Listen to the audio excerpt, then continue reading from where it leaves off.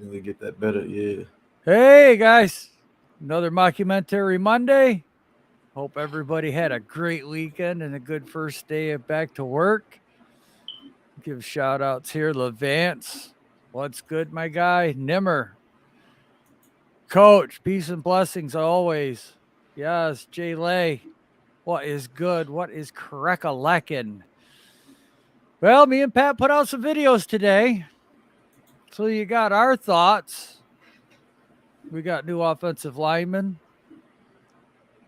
We heard from Joe Shane some more. We heard from John Mara a little bit more. Things are starting to develop. We're getting more and more news, which we knew would happen.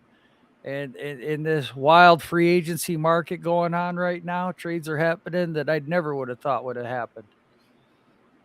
Right. So, Pat, what's your thoughts of this past week and everything leading into this draft now that could change things up? There's a lot of things that could change things up going into this draft. Just to be Well, honest with you guys. line Um NYG24, thank you four. for tuning in. I think it's the Yes. first time we've seen you. Hit that like and subscribe button for us. We got an Uh, NYG 22 and now we got an we got an NYG NYG24. 24. What's Oh, going on? Um, let's talk about the new offensive lineman that we've gotten. I think we've signed 5 brand new ones and brought one back. So we actually have 6 offensive linemen to add to Andrew Thomas and Pert and Lemieux, even though they're hurt. I think they should be back thank uh, you, Lon. when the season starts, maybe. There's going to be a lot of competition. Not going to lie to you. There's going to be a lot of competition at the offensive line this year coming up. We got a lot of guys that are very versatile. Um, I think me and Joe told you guys that they were going to get a lot of people that can play multiple positions. They want to create as much competition as they can, and the best men that come out the competition, those are the guys that are going to play. We'll be here shortly. Those, I mean, the new guy that we just signed, Max, he can play center. Feliciano can play center. They Hmm. both play guard. Matt Gano can play guard or tackle. I mean, man, they're very versatile. Glowinski, I mean, can play both guard positions. This, And I'm just gonna say it here, right here on the mockumentary, because we get a little loony on the mockumentary. yep. Don't be surprised if they don't take a lineman in the first round. Darren, what's good? Thank you for coming. Thank you for everybody that's came into the chat. Darren, what's going on? But guys, I know we're gonna ruffle some feathers before this draft. Don't Listen, be surprised if these guys don't take a lineman in the first round. here's another thing too, Pat, that just hit me.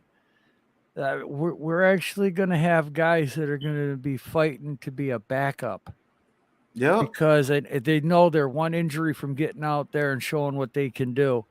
When's the last time we had competition in the O line, let alone at the second level of this offensive line? These guys are going to be scrapping to become a starter. They know what's here. It's their time. Everyone lives for one moment. This is their moment. You Yeah, know? you might get the best play out of each one of those guys because man, Yes. there's competition even if we don't have even if we don't draft an offensive lineman to get starting time. Right. So Right. imagine if they draft 3 linemen between the middle rounds, or they get the right tackle that they It, want in the first round. and Judge wanted to do that, but two retired, a couple got injured, then he was screwed. Right.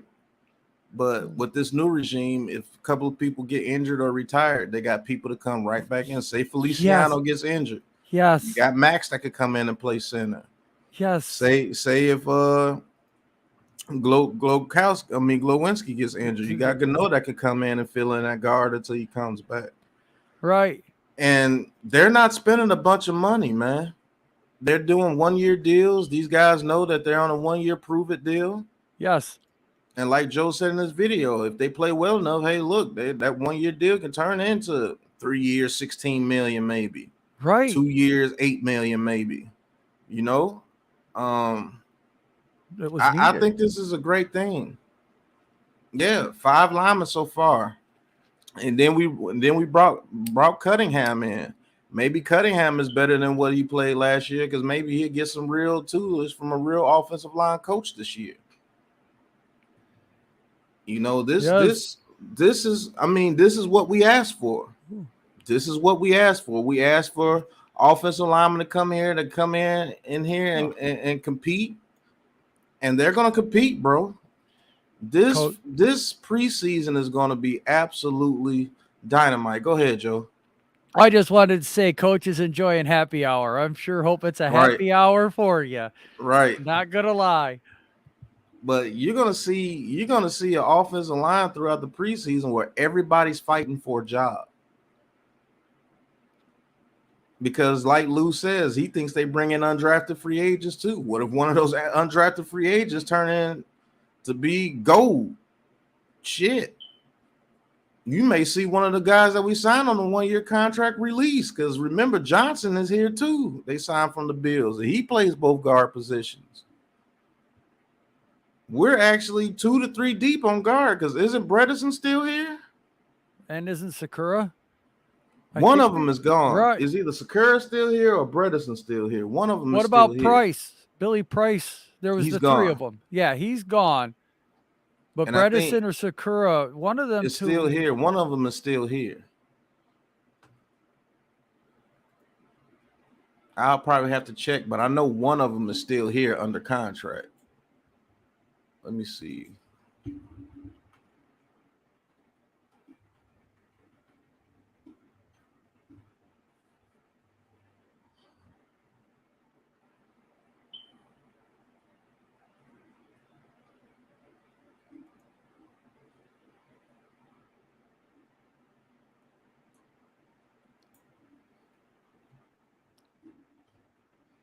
I'm trying to check on that for you now.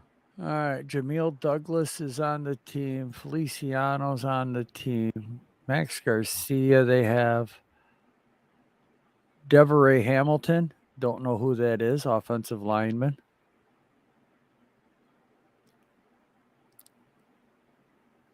Casey Creeder, we got back as our lawn snapper. Shane Lemieux is still on the roster. Wes Martin is on the roster. Now I guess all 3 of them are gone, Joe.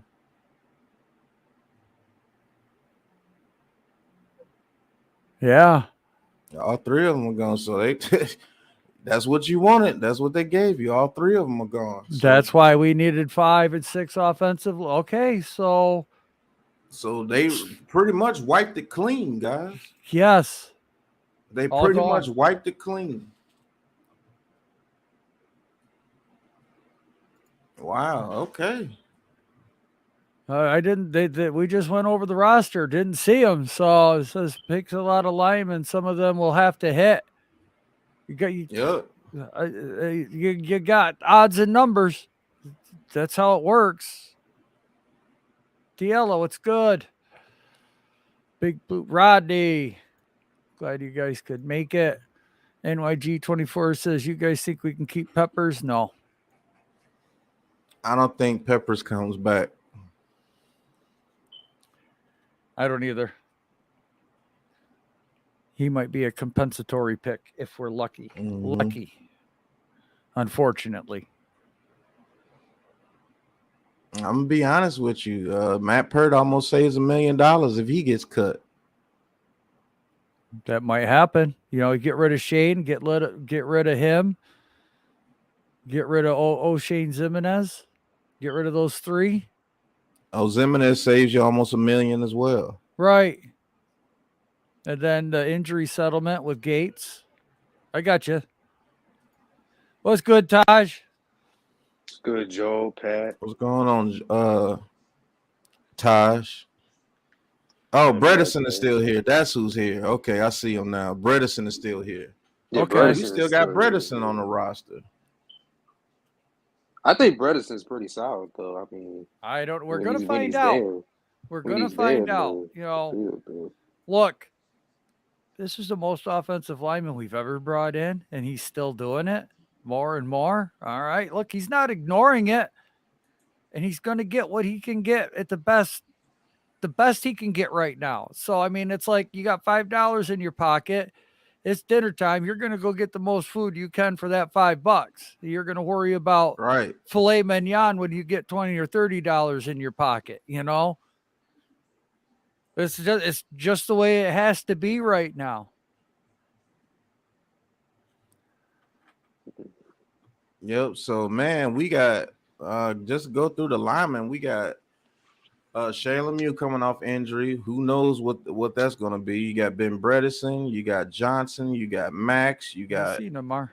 Feliciano, you got Glowinski, you got Gano, you got Cunningham. Man, you got a whole bunch of We got linemen on some this depth. team already. We got Right. some depth. Jarius, what's good? We definitely got some depth finally. Not to mention that they may sign some, they may draft some offensive linemen. What if they turn around and draft 2 or 3 more offensive linemen? My goodness. or draft one and get two in undrafted free agency. Right. Or draft two, get two and undraft. You know, that 3-4 number right in there. Draft a couple, draft one. I mean, this offense, man, it's going to be competition, folks. It's going to be competition. And that's good. And that's what we all wanted, right? Bringing the best players that can. And like play I said, there's competition at the second level now. Because if you've got enough guys in there, okay, so let's say we got 13 linemen that come to camp. 13. Guess I'm just saying 13. Let's say we have 13 in the 90-man roster. Okay. Guys know not everybody on the team's going to make it like years past. You knew who was going to the practice squad. Christ, we might have 16 linemen in camp for all I know. Right. You know, when I seriously think 13, I'm like, that's a low number if we start getting some of these other UDFAs, and because we got crap 9 now, you know. But all right, but everyone knows that, well, that guy might make the practice squad, but where does that leave me? I better bring my game up here if I even want to make second string. That makes a difference. That's where you find talent. That's where you find heart. That's when the coaches start paying attention to who they really want, who's got the best technique, who's showing up the most, who's a workout warrior, but now we got some game film on him from the first preseason game. Well, wait a minute now. He might not be all we thought he was. All right. You know, there's going to be that stuff. You cannot be just a workout warrior right now under this regime. They're looking for talent. Right. They're looking for somebody to go out there and play and win freaking games. That's why they're bringing the guys in that they are right now. And then knowing that the following year, the Giants have $100 million. So not only do I have to produce this year, I have to double produce this year just to even be a thought next year. Yeah. You start wheeling that and start rolling with it because that's your job. You always think about your job. How can I get better? How can I make more money? How can I move up the ladder? What do I have to do? Does that require leaving here, going there? Hell, that NFL lineman right now who's on the Giants is thinking that right now. Where can this go for me? What do I have to do to be, you know, how do I make $10 million a friggin' year? Right. That's what he's thinking right now, man. So all that, the competition, knowing what's ahead, knowing what's at stake. You know what? Joe Shade's got guys coming in here knowing that that's the bounty. That's the ceiling. Can you make that $10 million contract coming from a guy who's been a reputation of being hurt? And you know, what are you going to do to get rid of that reputation where you're making $10 million a year? Here's your chance. That gets everybody going. Shout out to Frank Waiters in the chat. Oh, Frank. Right, Levance, he says, hard to believe that when Thursday gets here, we are 4 weeks away from the 2022 NFL Draft. Coach Ed brings up a good question, too. We're a month away from the draft. What up, Miz? Miz, what's going on, Miz? Coach Ed says, what portion of the contracts are guaranteed that makes guys hungry to fight and prove their stuff? Well, these guys all of them are pretty much on 1-year contracts except for Glowinski. Right. Right. Yeah, All They of them don't. on 1-year Glowinski's a contracts. starter. He's a He's a 3-year legit guy. starter for us. And then you know So Thomas is getting a bag. Yeah. right. Andrew Thomas getting that bag. So what's to say that these guys don't come in here and fight their butts off, and the survival of the fittest, we get a starting 5 offensive line, and those 2 guys that were on 1-year contracts turn What's into good? 2 or 3-year contracts next year when we have over $100 million worth of free agent money. Thank you, sir. Thank you for being here. I missed a few. Mac. What if that's the Miz? Sorry, go ahead, Pat. Crazy D says, I think the minority of linemen they picked up have playoff experience. Well, yes, they do. But what if their plan, Joel, is to bring in all these guys on 1-year contracts, right? And survival of the fittest. Whoever plays the well and takes those starting jobs, those are the 2 guys. Because I think Thomas, Lewinsky, and I think if they draft the right tackle in the first round this year, those are the 3 starters. Right. But all these guys that they sign are going to be fighting for those last 2 to 3 positions. And whoever wins out, those are the 2 guys that get decent contracts the next year. Maybe they get the 3-year, $10 million, 3-year, $16 million contract apiece. Right. That's what I'm thinking. Yes. All those guys are pretty much guards too. Most of them guys that we sign are guards that are going to be competing. He is doing more right now with so much less. Right. Like so much less. You know how much cap room Dave Gettleman had last year? Right. Right. We overpaid. We overpaid a lot of people last year. What if we would have actually took that money and invested in the offensive line last year? We could have a pretty much dominant offensive line right now. Mm-hmm. I'm still not going to get off that I still want Kwanu with the number 5 pick. I'm never. Oh yeah, me too. Most definitely. But now let's not jump onto the Super Bowl train either. We're nowhere near there. But just talking that little bit about what we did, what we're seeing with the hires, with the staff, with the players we're bringing in. It's a good feeling right now. It's a feeling that us as Giants fans have not had in 10 years, really. When's the last time we've really all been this positive going into draft night? And still so open-minded, because let's look back at last year. And we had it divided, but people wanted Parsons, people wanted Sewell, people wanted a wide receiver. Then the year before that, it was, oh my God, we lost the Chase Young Bowl. Oh my God, what are we going to do? Isaiah Simmons to the rescue. All right. And then who did we draft? Andrew Thomas. Right. And then everyone got butthurt at that one. Nobody had Isaiah Simmons on the radar before Chase Young. Nobody even had him as a backup plan. And then last year, the year we drafted Thomas, everyone forgot about him for 8-10 weeks until draft night when they drafted him. And everyone's like, yeah, I like that. And then when we traded down, everyone at the time was like, okay, I could see what's going on, Cap, but we'll get our quarterback next year. Yeah, and we're still here with the same damn thing this year. Will we trade down so we can get a quarterback next year? Yeah, I mean, a lot of people will want to do that too. A lot of people on the Malik Willis train. I'm not one of them, but I can see them trading back to get more draft capital for next year. I think CJ Stroud comes into play next year if they do that. But it's been reported that Shane hasn't even talked about trading down in the draft. Mm-hmm. So if he hasn't talked about it and it's only a month away from the draft, do you think that they have the 2 people that they're targeting at the top of the draft, or they know that 2 of the people that they like at the top of this draft at 5 or 7 are going to come to them? Right. Hey, that could be the case. I love James Cook. And if that's the case, I'm James, definitely what the cool hell's with his name? I can't remember his brother. I like him. Cook. Yeah, I like Dalvin that. Cook is the older brother. James Cook is coming out this year, and I Yeah. think that guy's underrated. And I think he's going to be nice when he gets into the league. He's going to be a Giants blue. I got a feeling. Levance just finished watching that game. Amazing is right. Here, talk.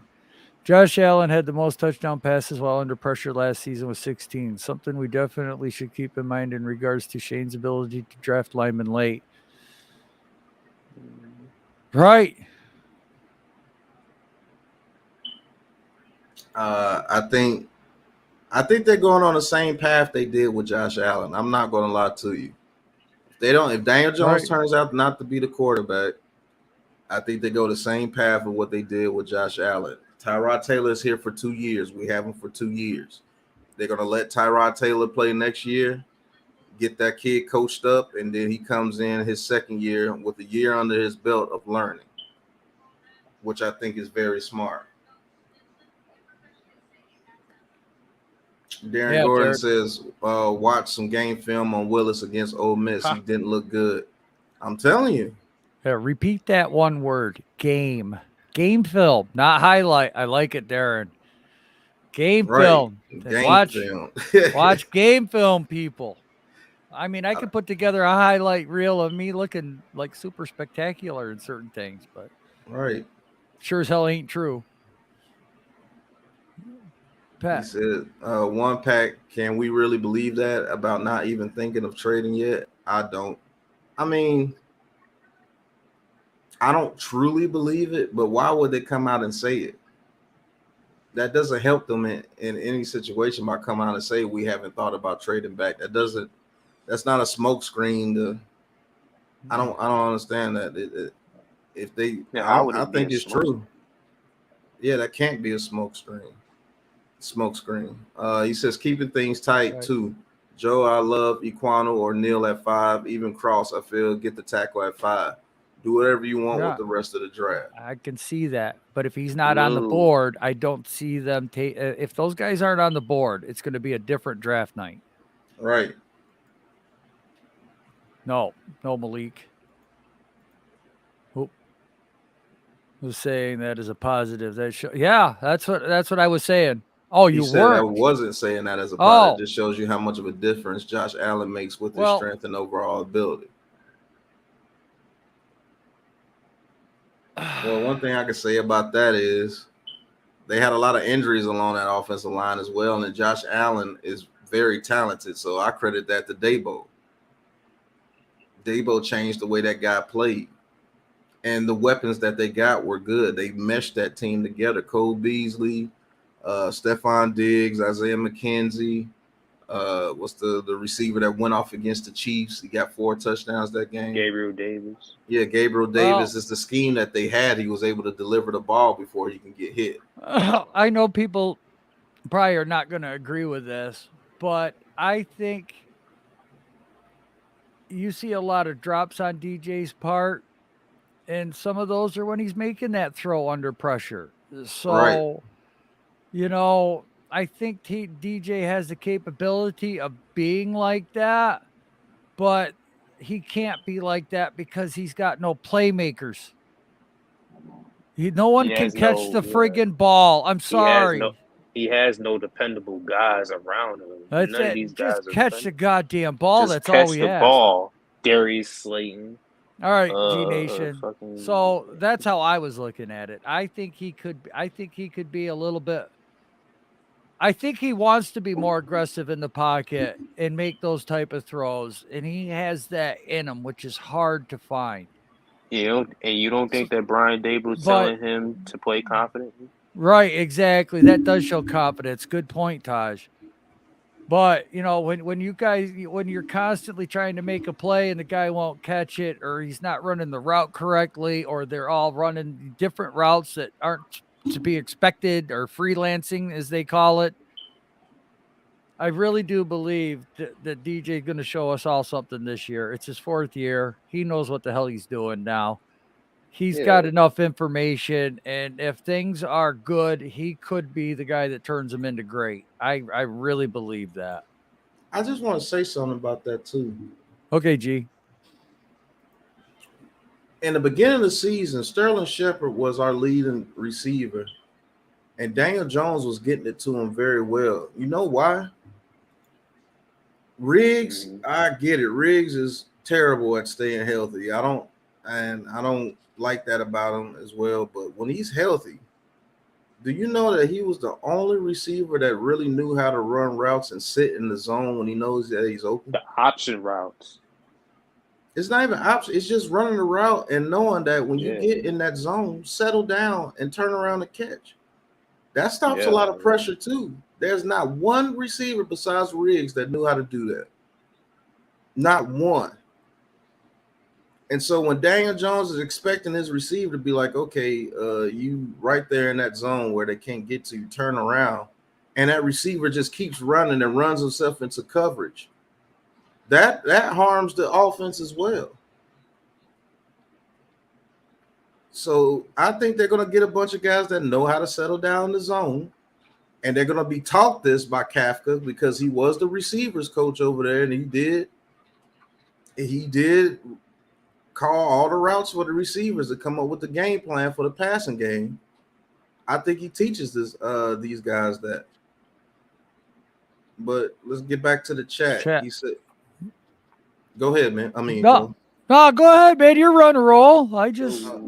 He said, Miz says, hey, they still get a trade offer because Carolina is 6. But hey, we'll see. Isn't it screwing the Jets really by saying we ain't looking for a trade? No, that's screwing us. Well.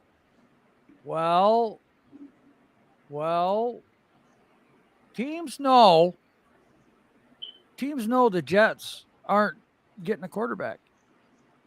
No. Teams know the Giants now. Now teams know the Giants don't want a quarterback. So if the Giants say we're not looking for a quarterback,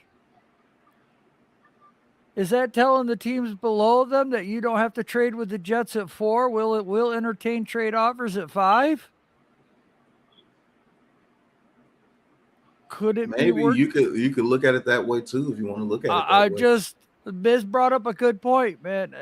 I just thought of that because if you're saying that you don't want a quarterback and teams already know the Jets sure as hell ain't looking for a quarterback, well, wait a minute. To get in front of Carolina, then I've only got to deal with the Giants. Maybe I could put a package together for the Giants. I know they're going to want a first rounder next year. I could give that up. But let's say maybe we offer them a 3rd this year and a 6th next year. Let's see if they'll jump on that to move down with Atlanta. I bet you they do. I'm just saying. You know what? Miz got a pretty good point right there. If you look at it in that light, that's possible. But what if they wanted a player up there like I know, like Iquanu, and now Mara letting them know that they're not wanting a quarterback. Now it makes it harder for you to get someone like it does. Iquanu, because if the Jets are not going for the quarterback and we're not going for a quarterback, that's telling me now that's telling the Falcons, well, hell, I like Malik Willis anyway. And if the Panthers like Kenny Pickett, shit, I could just wait here at 9 now because nobody else is going to take a quarterback. Well, I'm just throwing it out there as a ponderance, you know. It's something to. Oh, Tosh put that in there. You know. Oh, the link that I sent y'all, the private chat. Yeah, I just saw it. That's all. Well, you can say that it's still screwing the Giants. Now that they might be able to wait. But are they, if they don't mind Pickett or Willis, that might be, that's where they would wait. But if they value one really higher than the other, and if a rumor comes out Carolina wants because now Carolina might give you 3 seconds like the Jets to move up 1 spot. That's capital right there. I mean, But Carolina, it wouldn't make sense though for Carolina to move up one spot to 5 because But if they want Willis that bad, like moving up for Trubisky, one move, the rumors got out. Teams I below. mean, unless another team is saying they got an offer on the table for us, and Carolina's like, whoa, hold on. Yeah, exactly. But they will have to give up a first because those other teams are giving up first. I'm not taking seconds over for a first round pick. Well, 3 second-round picks. I meant, I mean, what because you're they're gonna get? only moving 100 points. That's true, but that's that's out the window because now you have other offers, so they have to beat that offer. I'm the type to be like, okay, you give me a first and a second. I just saying, 3 second rounders this year is an awful powerful tool. Yeah, but they only have one. They don't even have a second rounder this year because they gave that up for Darnold. Oh, Sam did they? Darnold. Okay. Yeah. And they picked up his 5th-year option, so they stuck with him for like 18 million guaranteed. It's definitely something to debate, but we have to get back to the chat here. I studied way too long on this. And I agree. Brian definitely played his part, but to the talent was eventually going to come to the surface regardless. Hopefully the same thing happens with Jones. That's what said, yeah, that was true. Need to draft Jeremy Ruckert. He's on the record. Pat, on the Malik Willis. Okay. Yeah, Joel, we're on the same page. That's how I'm reading it. That's we ran into it. Probably something we're going to bring up again, too. The closer we get to the draft, they're shutting the Jets down and Texans down, saying we are a trade spot. Come and get it. All right. That's what guys to target in that second round? Linebacker.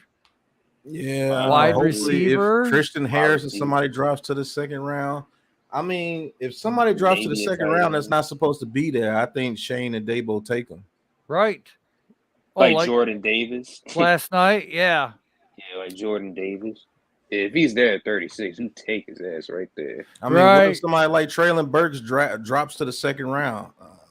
They may take him. Be like, what the hell is you doing here? Right. What the hell is you doing here? You ain't supposed to be here. Right. What if Linderbaum was sitting there? I think they take him. Oh, right. Yeah.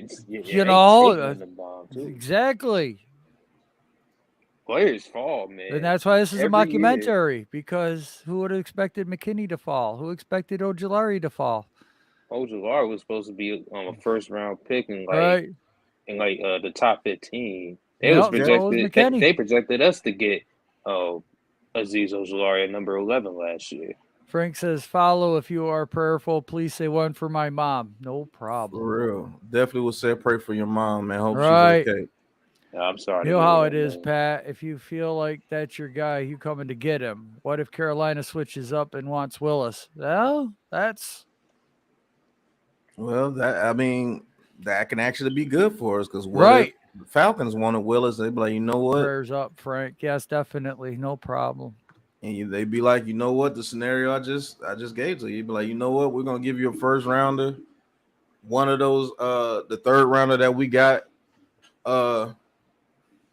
for Matt Ryan this year, and a first rounder next year. So what if we get a first next year, a third this year, and like a fifth this year and next year? I think the Giants take that. Right. And then what if the same thing happens with the Falcons that happened with the Bears this year? We wind up getting the top 10 pick, even if we do go 500. Oh, yeah, because the Falcons are bad. Yeah, Matt Ryan's like that. The Malik Willis plays from the beginning. I think they're going to be a top 10 team. Or the Seahawks. You could. Yep, either one of them. Yeah, Seahawks going to be trash, too. What if the Seahawks, they got a whole lot wait more for him to finish his drink. Y'all set, bro? There we go. I trade with the Seahawks. Hey, what up, Lou? Tasmanian Devil, what's going on? I mean, the Seahawks just got 2 extra first rounders and 2 second rounders. What if they say, hey, look, we'll give you one of those first that we got and one of those seconds that we got for Russell Wilson to come up to take Willis at 5? Yes. Shit, I do that all day. Yeah. I agree, Jarius.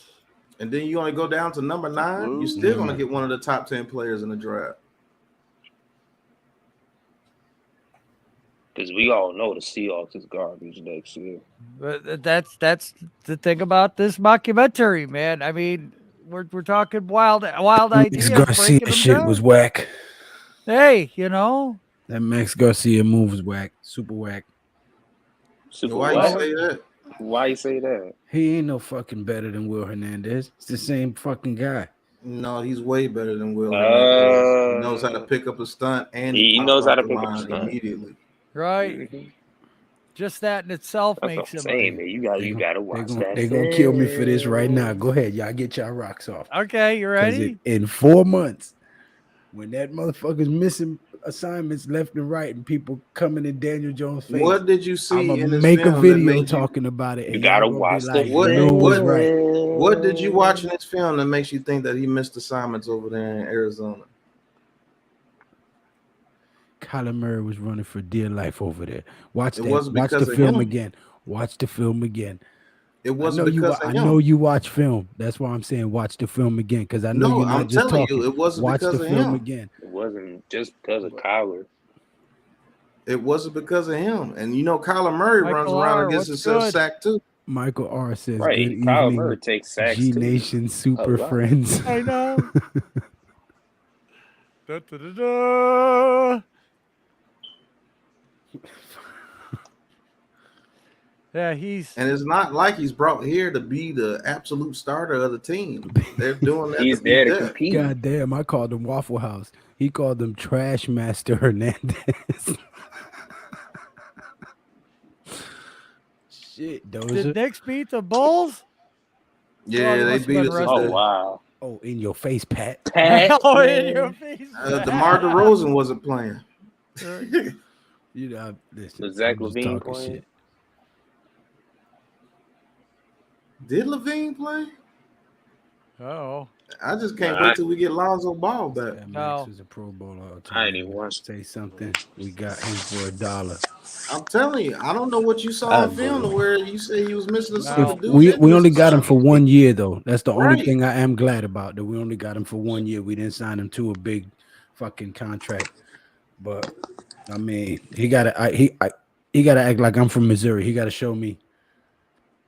Like I said, what? Yeah, he was a Pro Bowl. I don't give a damn about what was. Nate Solder was good too before he came over here. I need to see production now, not was.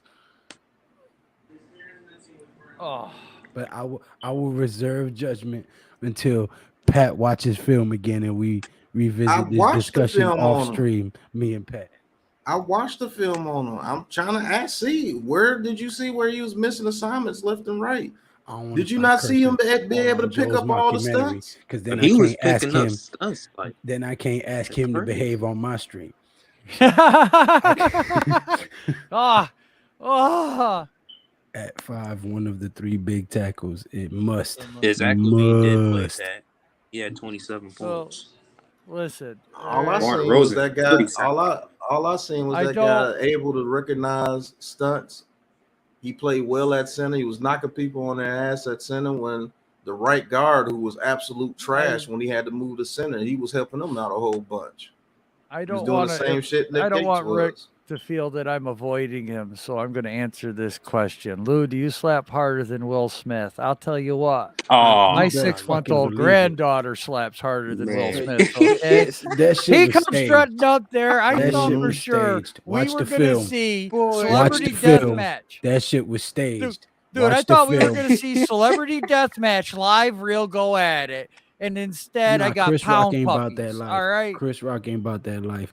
So, and neither is Will Smith. That shit was staged. Hey, listen, okay, Will Smith it looked like he was that kind of guy that's like lighting the loafers. He slapped you once and he was ready to run the other way. Look, dude, he looked like he wanted to run the other way when he was hitting him. He's like, I don't want to do this. Exactly. Nobody from the hood switches their feet. Yeah, dude, that was so funny. As mid slap, like that was some straight choreographed stuntman approved. Wife's name out your mouth. That shit didn't even sound right as he was saying it. Like, you not gangster, you from West Philadelphia, born and raised on the playground. You not my wife's name out come your on. freaking mouth. Where was all that energy when that young dude was in your crib laying wood to her? Don't listen. Could you imagine if Chris Rock had made fun of Alec Baldwin's wife? Oh my God. I hate that it was two brothers that I admire their body of work doing that shit on national television. That's what I hate about it. Because to me, that shit was staged. So I don't even want to. It was staged. He leaned into it. Oh, right. He literally.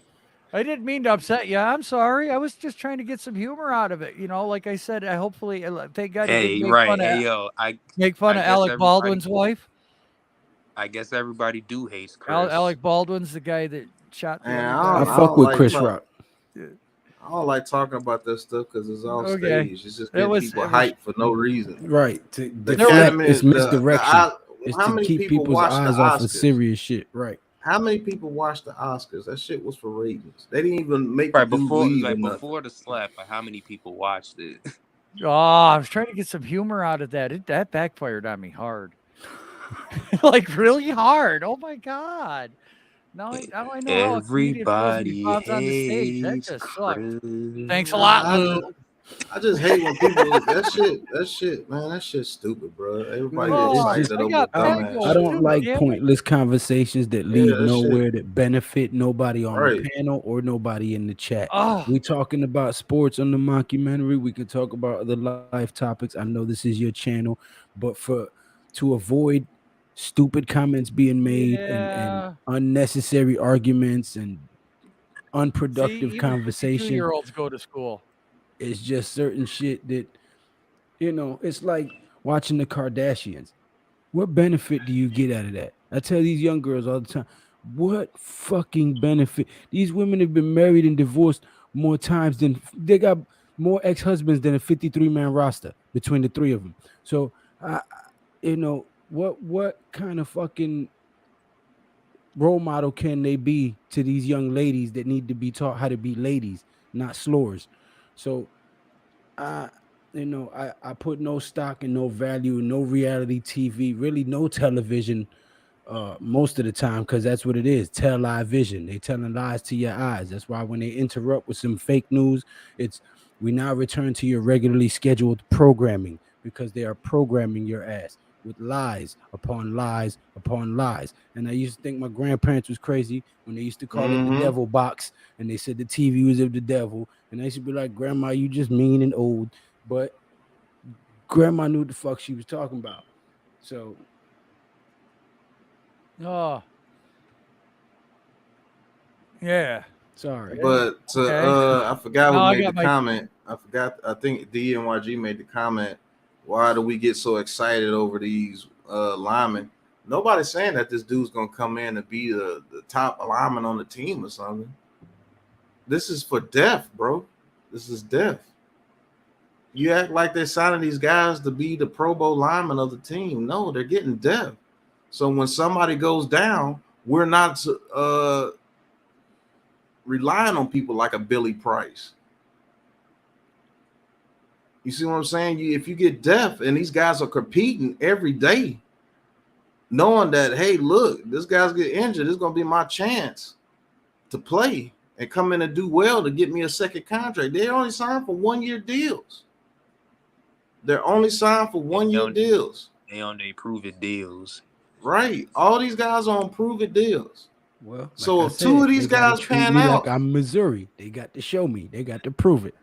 But the thing is, nobody said they were going to be dominant when they came to the team. Nobody said. I've seen some content creators already putting stuff out there. Yeah, no, not us. Yeah, I was going to say, what? We do our due diligence. Yeah, why are you? And ain't no biting over here. Just saying.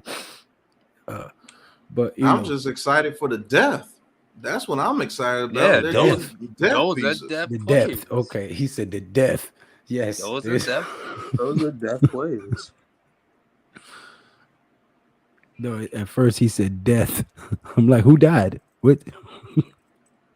I wouldn't be excited for somebody dying. That's crazy. But yeah, I mean, I'm just excited that we got bodies on the line that could come in and actually be half decent. You can't tell me that this dude that they just signed is not going to be better than Hernandez was, because Hernandez didn't do shit. Hernandez is garbage. Right. And you mean to tell me that you think they're going to sign somebody that's going to be the exact same that what was just here? Old I highly doubt it. Landfill 100-degree hot garbage. Yeah. Garbo. Waste management plant garbage. Seagulls and shit flying around. Who's to say that Laken Tomlinson would have panned out to be the best thing, and he got a huge contract? What if he goes to the Jets and his ass? Guess what? They did the right thing. Just because these guys are not high priced doesn't mean they can't contribute to this team. Oh no, listen, I don't want no high price tag dude unless he's like a proven stud that was just balled out this past season. You know what I'm saying? Then maybe we can talk about kicking out some bread. But I mean, I want, you know what I want, Pat. We done had, man, pause. We done had plenty of discussions about offensive lineman wise what this team needs. You know what I'm saying? You know, just like I know, I want some fucking killers on the offensive line. I want some people that when the defensive front looks at them, they scared to fucking blitz. I want some guys that look at them like, go ahead and try to hit my quarterback. I'm gonna break your sternum. That's I want some of them guys. That's right. On my offensive line. Lou, look at the film on this Max Garcia guy. This guy played against a team. He knocked the dude on his ass. He tried to get up. He knocked him on his ass again. He tried to get up a third time. He knocked him on his ass again. Let it be known for the record. Notice this man's name is Garcia. The guy who I was just complaining about last year's last name was Hernandez. So don't ever anybody come at me and say I root for people because of their bloodline or pedigree. Because I'm Latino and I don't give a damn what their last name is. If you trash, you trash. Period. So right. I'm not gonna get this man a pass because his name is Garcia. Yeah. He gonna have to show me. And that wasn't in regards to anybody on the panel. That was, you know, to whoever's Latino out there watching, like, damn, why he dogging the Spanish dude? And he's Spanish. No, I'm not Spanish. I'm human. Spanish is a language. But Coach Ed Gladney says, you guys are pure, unadulterated geniuses. Thank you for all this. It's great enjoyment with everything you all Coach, talk about, whether it's sports, life, or anything. Man, thank you, Coach. And to the 41 watching, I appreciate all you guys. Make sure y'all like, subscribe, ring that bell, subscribe. We got 40 people watching. Yeah, subscribe to Big Pat Sports Talk and to G Nation. Their links are in the description. Team Age, Big Fresh says, shit, put Lou on the line. Y'all remember when he said I could put Hutchinson on his ass? I promise you I can. I promise you I can, Big Fridge. I see now. We're not gonna do this. Lou, I love you, man, but I'm taking that bet all day. Take that bet. You're gonna lose money. Hey, heavyweight champion of the world. Woo! Someone is going to get checked into the presidential suite in the SmackDown Hotel. Hernandez had to go because he never did well with the ladies like me. Shout out to Big Fridge and MV1 in the chat and King Tone. What's going on, fellas? Shout out to everybody in the chat, man. You guys are phenomenal.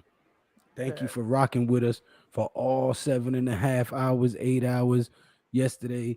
Through all 3 channels, you guys just kept switching with us. Thank you guys, man. You guys are the best sports fan base in the world. Yeah, I can't believe you guys actually went through the whole draft with us, man. That was a long day. I ain't not gonna lie to you, son. It's just Goya in the blood. I'm telling you. You got to remember, I'm Puerto Rican. I got all 3. The strength of a black man, the pride of a Spaniard, and the heart of a Native American. Totally different breed, baby. I'm like a 300 Spartan. I will kick Hutchinson dead at his fucking chest.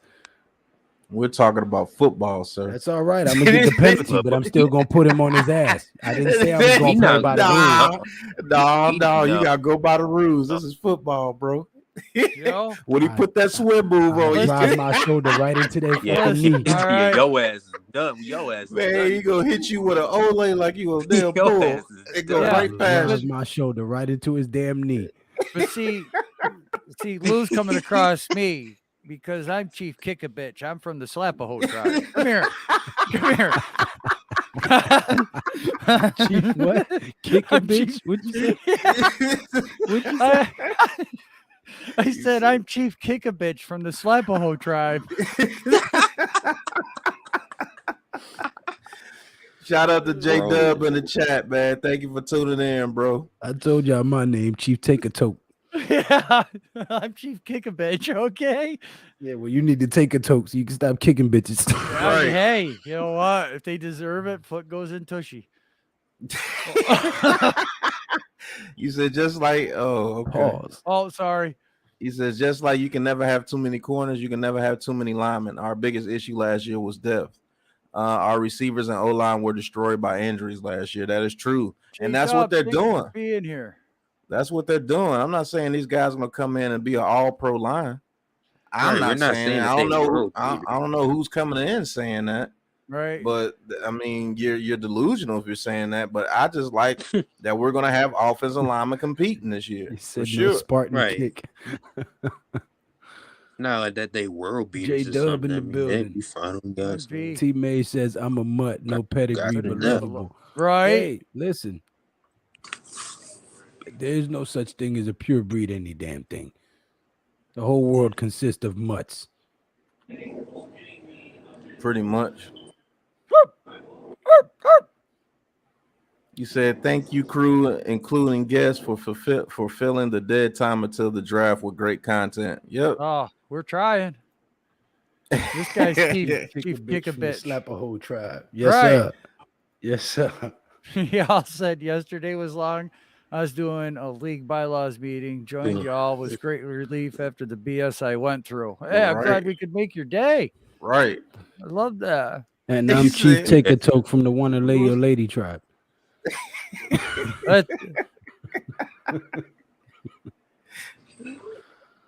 He said, I'm not reading that one. What do you guys have to read that one?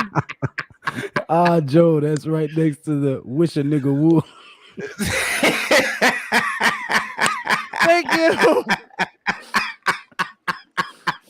Oh, wait a minute. He did it again. Yeah, he finished it. He spelled woods wrong. Right. No, he didn't. No, he spelled it right. But if you try to play on words, never mind. I'm a nerd. Don't get the hammer box joke. Oh my God! Oh my God! I love the hammer. She grabbed her box. Another name for cooch. Hair left tit. I left it in the box. In the box. Grabbed her left tit and then grabbed her box. I left it in the box. Right. Oh, thank you, Michael. Thank you.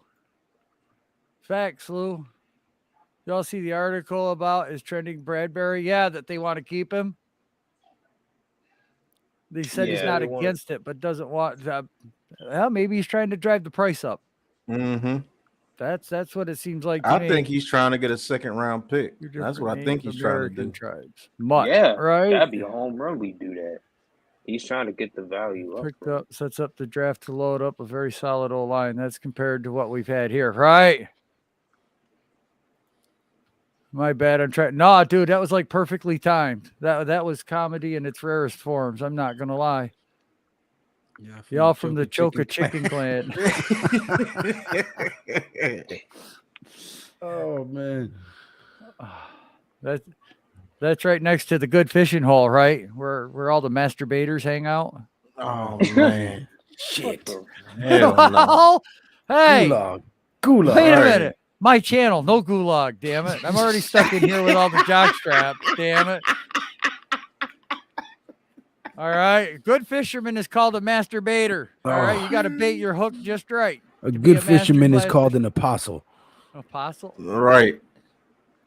All depends on how you wiggle your worm. Lord have mercy. Okay. Right, Taj. Right. Taj gave you the damn face. Don't like that one?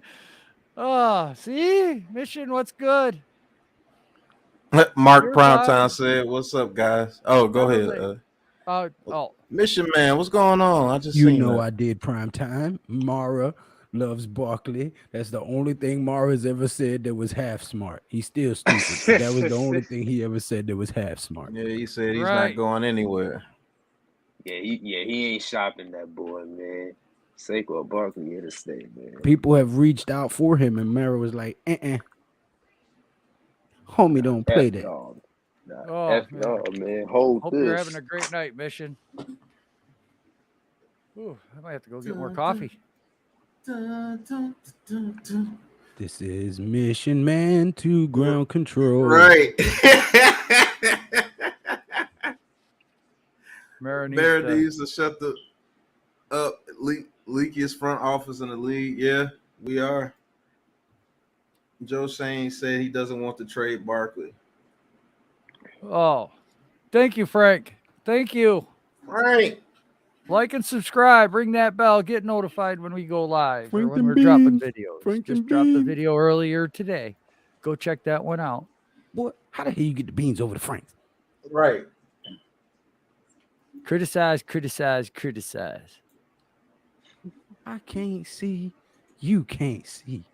Only thing matters is can the damn horse see. Right. Damn it, that's a raid. So are we wearing a mask or not? Are we wearing? This was a good gesture, but I can't see out the goddamn thing. That whole scene, that's one of the funniest scenes of the movie I've ever seen. I tried to make it bigger, but I think I just made it worse. You're right. Hey, NYG22's here. What's up? We just had 24. Chris Bucco. Man, I don't give a damn. They sent all 4 of those guys. They ain't doing shit. Hey. Maybe they're just putting, they're confusing the crap out of everybody. Well, wait a minute. Didn't they just say they wanted to sell the number 5 pick? They're not looking for a quarterback, but they send 4 guys to Howell's Pro. What the hell are they doing? Oh, Jesus, those are some goddamn mind games right there. Right. You think about that. Exactly. That's look, because what, the first thing Chris comes in saying, he's thinking on a whole different level. King Tone, I think it was a bitch move, and I don't even want to have that discussion on here. We're having a good time. Yeah, I still got my tail between my legs from the last time I brought it up. I appreciate your comment. Appreciate all your support, but we don't even want to talk about that type of shit here, man. That was a whole move. But, please feel free to talk about anything else related to football, sports, leather to the face, mockumentary, mock drafts, anything in that regard. Right. Sorry.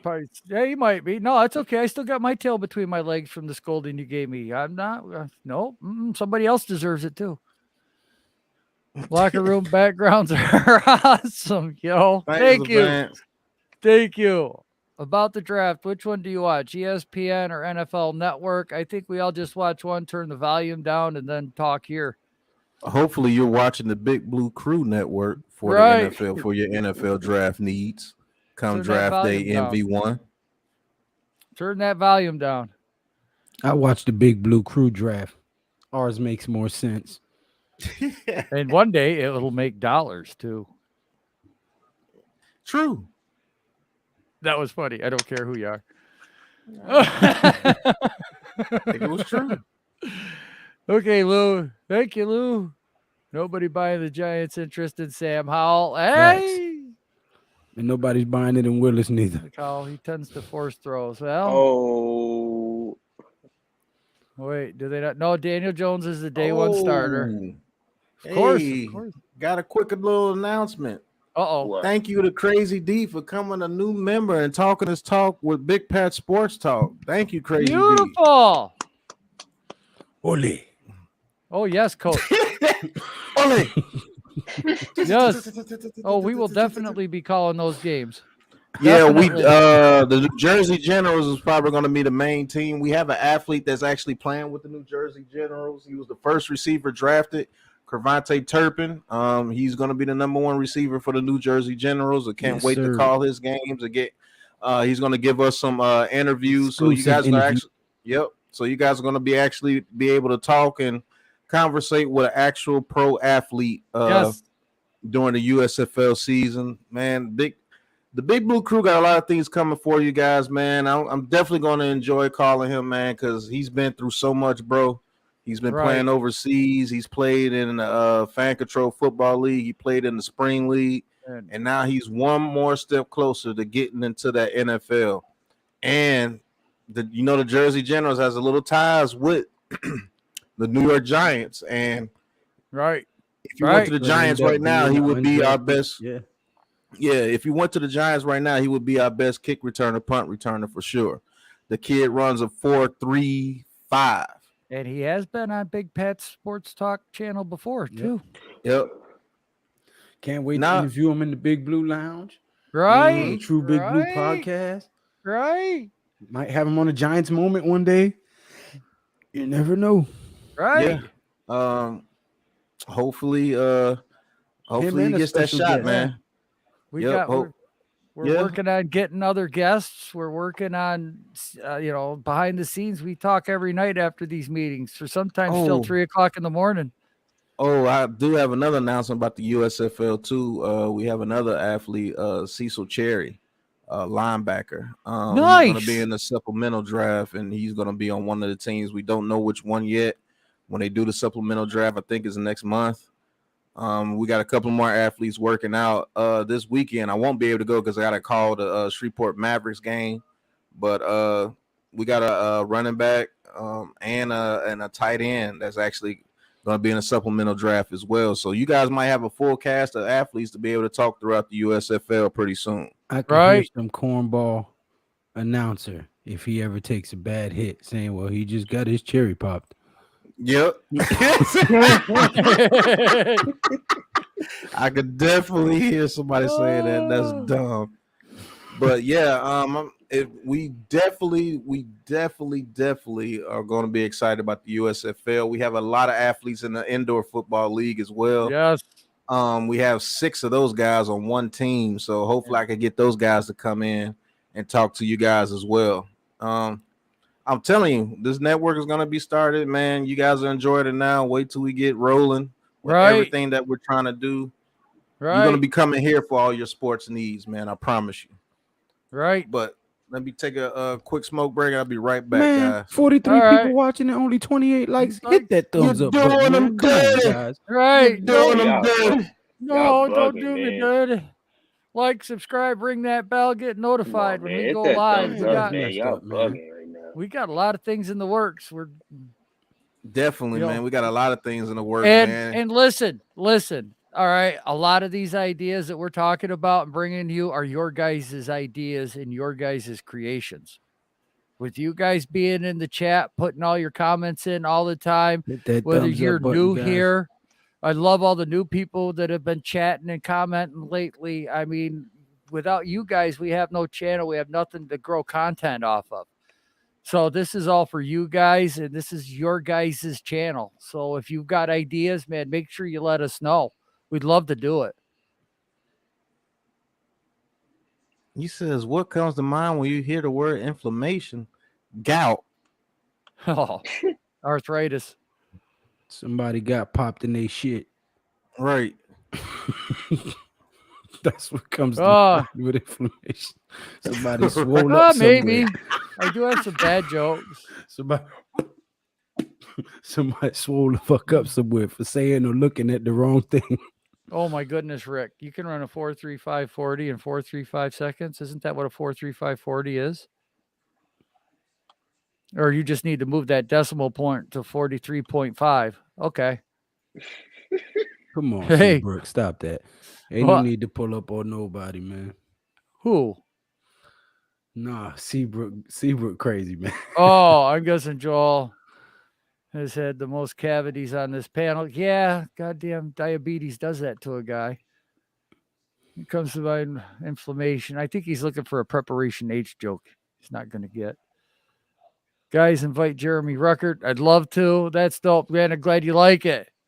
You're going to pull up on the hub? Not me. Not me, not now. I'm a lover, not a fighter. Yes, happy to have it. I remember coaching IFL a few years ago. International Football League. Salute. Nah, he means 430.5 seconds. Ah. Gotcha. There, the chat's all caught up. NYG22 in the building. What's good? Big Fridge. Say he means 435 seconds. Right. Or Trey McBride. I wouldn't mind having either or. Not going to lie. A good quality tight end. Woohoo! Yeah. All right. I need to change that because thoughts went through my mind. Oh, I can't wait for the draft. I know. 4 weeks. It was 5 weeks here not that long ago. Now we're down to 4 weeks. 1 month. 1 month until the draft. And then we find out just exactly what's going to happen. Now I guess, man, every time we say the Giants can't go out and sign anybody, they sign somebody. Oh, I haven't said we can't do nothing. But, when we say that, we're probably not going to sign anybody else. I haven't said that at all. Well, other people have. Well, that's why I'm smarter than most. Well, that's a debate for another day. I'm not going to deny that you're not very smart, but I might be able to compete with you against the scrap. Oh, I'm not. I didn't say nothing about you. I'm talking about other content creators who probably said that we couldn't go and make any more moves. I got you. Yeah. Okay. I'll go along with that. Yeah, I wasn't taking no shots at nobody in the Big Blue Crew. Well, work with y'all because I view y'all as my peers. As such, I view y'all intellect level as my equal. So I wouldn't take a shot at y'all. I would take a shot at a lot of people who say a lot of dumb shit and then are not man enough to come and eat crow, which is why I said if Aiden Hutchinson turns out to not be so great, like I said, I'm going to say I told you so. If he turns out that I was wrong, I'm going to come out and make a video and say I was wrong. But you got to spit some feathers. That would be hilarious. I'm not spitting no motherfucker. That would be funny. That would be funny. Well, that was nasty tasting. yeah, with all that capping you said. That would be funny. No, yeah, we signed another that ain't no cap, bro. I promise you, he is not going to be a top 10 defensive end in football. In 3-4 years, Aiden Hutchinson will not be J.J. Watt. He will not be Michael Strahan. He will not be Reggie White. He will not. Well, he will not be in the likes of those guys. Jesus, I promise you. What's good? Thank you for joining us. He will end up as a maybe top 15, top 19 quarterback. Defensive end in history. He will not be that guy. Well, we've had that debate. We both know that that's not going anywhere. You have your beliefs. I have my beliefs. We're just going to find out which beliefs were right. Oh, he's learning. You're doing what I do to you now. What? When you try to get the chat all riled up and you come with all your controversies, and I'd be like, okay, well, we just agree to disagree. You're right. Now you try to hit me with my shit. Okay. Hey, because I'm doing your shit.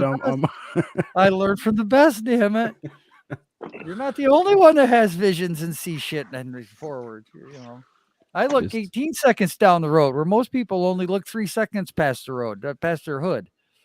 I look all the way. I want to know what's coming. I just saw ESPN draft analysts say that NFL teams really ain't high on Kyle Hamilton. The media just hyping him up. Well, the same thing could be said for Malik Willis, Mr. Big Fridge. Right. And I'm sorry, Frank. Frank just said, Lou, no Willis talk. Shh. Right.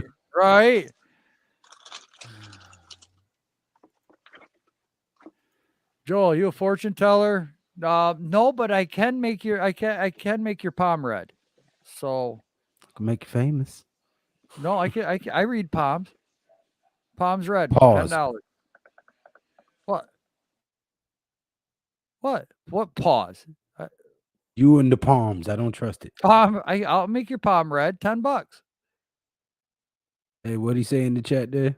Well, dude, listen, all it is a paintbrush and a can of red paint. No, somebody said something in the chat. Red.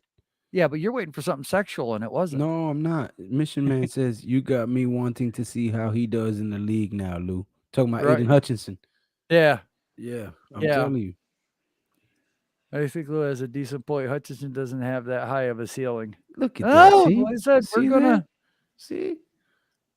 The 4.75 at Pro Day. They say he's falling out of the top 10 because of that, and safety isn't premium position. Well, he's going to be a value pick for somebody.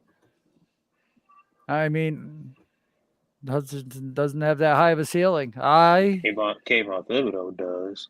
Well, I don't know. I think there's a little bit more to Hutchinson than what people are seeing, and the right coach. I think Wink Martindale could bring an awful lot out of Aiden Hutchinson. But that's just my opinion, and that's all I'm here for is an opinion. And we all know they're like buttholes. Everybody has one. They said James Houston from JSU is better than Hutchinson. Well, there again, you're starting to get these reports. These guys are getting hyped up, and it's that time of the year. Everybody's trying to improve their draft stock. These agents are out here talking to the media. We all know that, a reliable source could be another agent. And he's just talking, but because he did say it, they can print it. And ain't nobody ever going to know who that reliable source was. So, you've got these players, these kids, 22 years old, as old as, look, I know I have younger viewers than that, but, to me, 22 years old in that type of atmosphere, how toxic it is. We're giving Daniel Jones kudos because of how toxic the New York media is, or Joe Shane because of the New York media. These kids, the right things. Yeah, these kids who have no real experience at a national media are getting thrown into the front lines, and these reporters are back here, especially the experienced ones, just going, "Oh, I got a question for you." We have a bunch of smart people in this chat. Michael R says Kayvon Thibodeau will have 2 times as many sacks end of the season than Hutchinson. Man, we got some smart people. MV1 says, I'll take Jermaine Johnson over Hutchinson. We have some smart people in this chat, man. You guys are amazing. About Jermaine Johnson since week 1 of the college football game. I can go right back to that. Hell, I'm only 31 and 30. Exactly. So, you're throwing a 22-year-old kid in front of a media source that's very experienced and knows the right questions to ask, where they can twist whatever they say. Come on. So a lot of that's just the reporters creating a shitstorm, and that drives up the fan base. The tight end from Texas A&M ran a 5 at his pro day. There are questions on his speed. Now, a lot of these guys are going to be, this whole draft is going to still be changing. Shout out to the new subscribers to Classified 3F. You now at 355, Joe. Ooh, I got two new subscribers. Thank you so much, folks. Thank you. Two for the price of one. 355. Let's keep going. I'm on the roll to 400 before the draft. I'd love to have 400 before the draft. Tibbs is going to go crazy like Parsons did. NYG22 says, Kayvon Thibodeau has more upside. If you trust your coaches, you go for upside and hope you can untap that potential. If you Dave Gettleman, you draft a character guy. Giants should consider Kayvon Thibodeau at 5, but not over a right tackle. Yeah. Jesus Martinez. Well, this is my problem.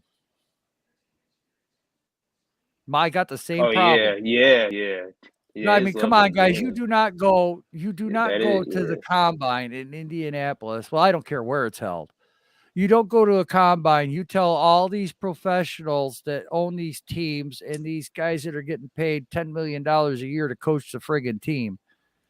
We're going to put all this money and invest it in you, but yet you show up at the combine and you say, well, I'm going to do everything. And then you only run the 40. And after that, if you got an injury, that's one thing. Well, see, that's what I think occurred, but I think his management, whoever his managers and his agents are, right, I think they fucked up and dropped the ball, because what I think really happened was he tweaked something, and then rather than risk further injury, They told him, look, just stop now. And then he was like, yeah, but I don't want to drop in the draft and tell them that I got hurt. So they was like, we'll probably cover it up. We'll just say you had some prior engagements or something. They didn't really say nothing. They didn't give no statement, which is why everybody was left with a bad taste, because you already said you was going to do such and such, X, Y, and Z, and you didn't fulfill X, Y, and Z. You just did X. Well, I hope that's known on the intern. Well, the inside, I should say. Something's going to have to be spoken about inside places that we're not allowed in. But I really think that that's what the case was, because I don't think you're that dumb to come out here and compromise your integrity like that coming into the damn draft. You can't be that dumb. Sly, yeah, we saw Jay, we saw his video, his premiere just a few hours ago about the Giants life episode. The Jets signing of Solomon Thomas makes me believe they aren't going edge in the draft, which makes the chances of Kayvon Thibodeau sliding to us at 5. That's much more likely. Praying he's there at 5. Sly wants him. You know, a lot of people want him. You know what? I'm not going to get upset if we draft him. I hope that I'm going to say this. I'm not going to be upset, but I hope to God the talent comes out that you got that we see there. He says, I don't want another DeAndre Baker. Nobody does. Right. Smart, tough, dependable. He does have to work on his run game. He said, you don't want another Andre Baker. Right. Yeah. I don't think Sauce is Andre Baker, though. Nah. Hutchinson going to be like Solomon Thomas, Big Fridge says. Nah, he ain't that bad, though.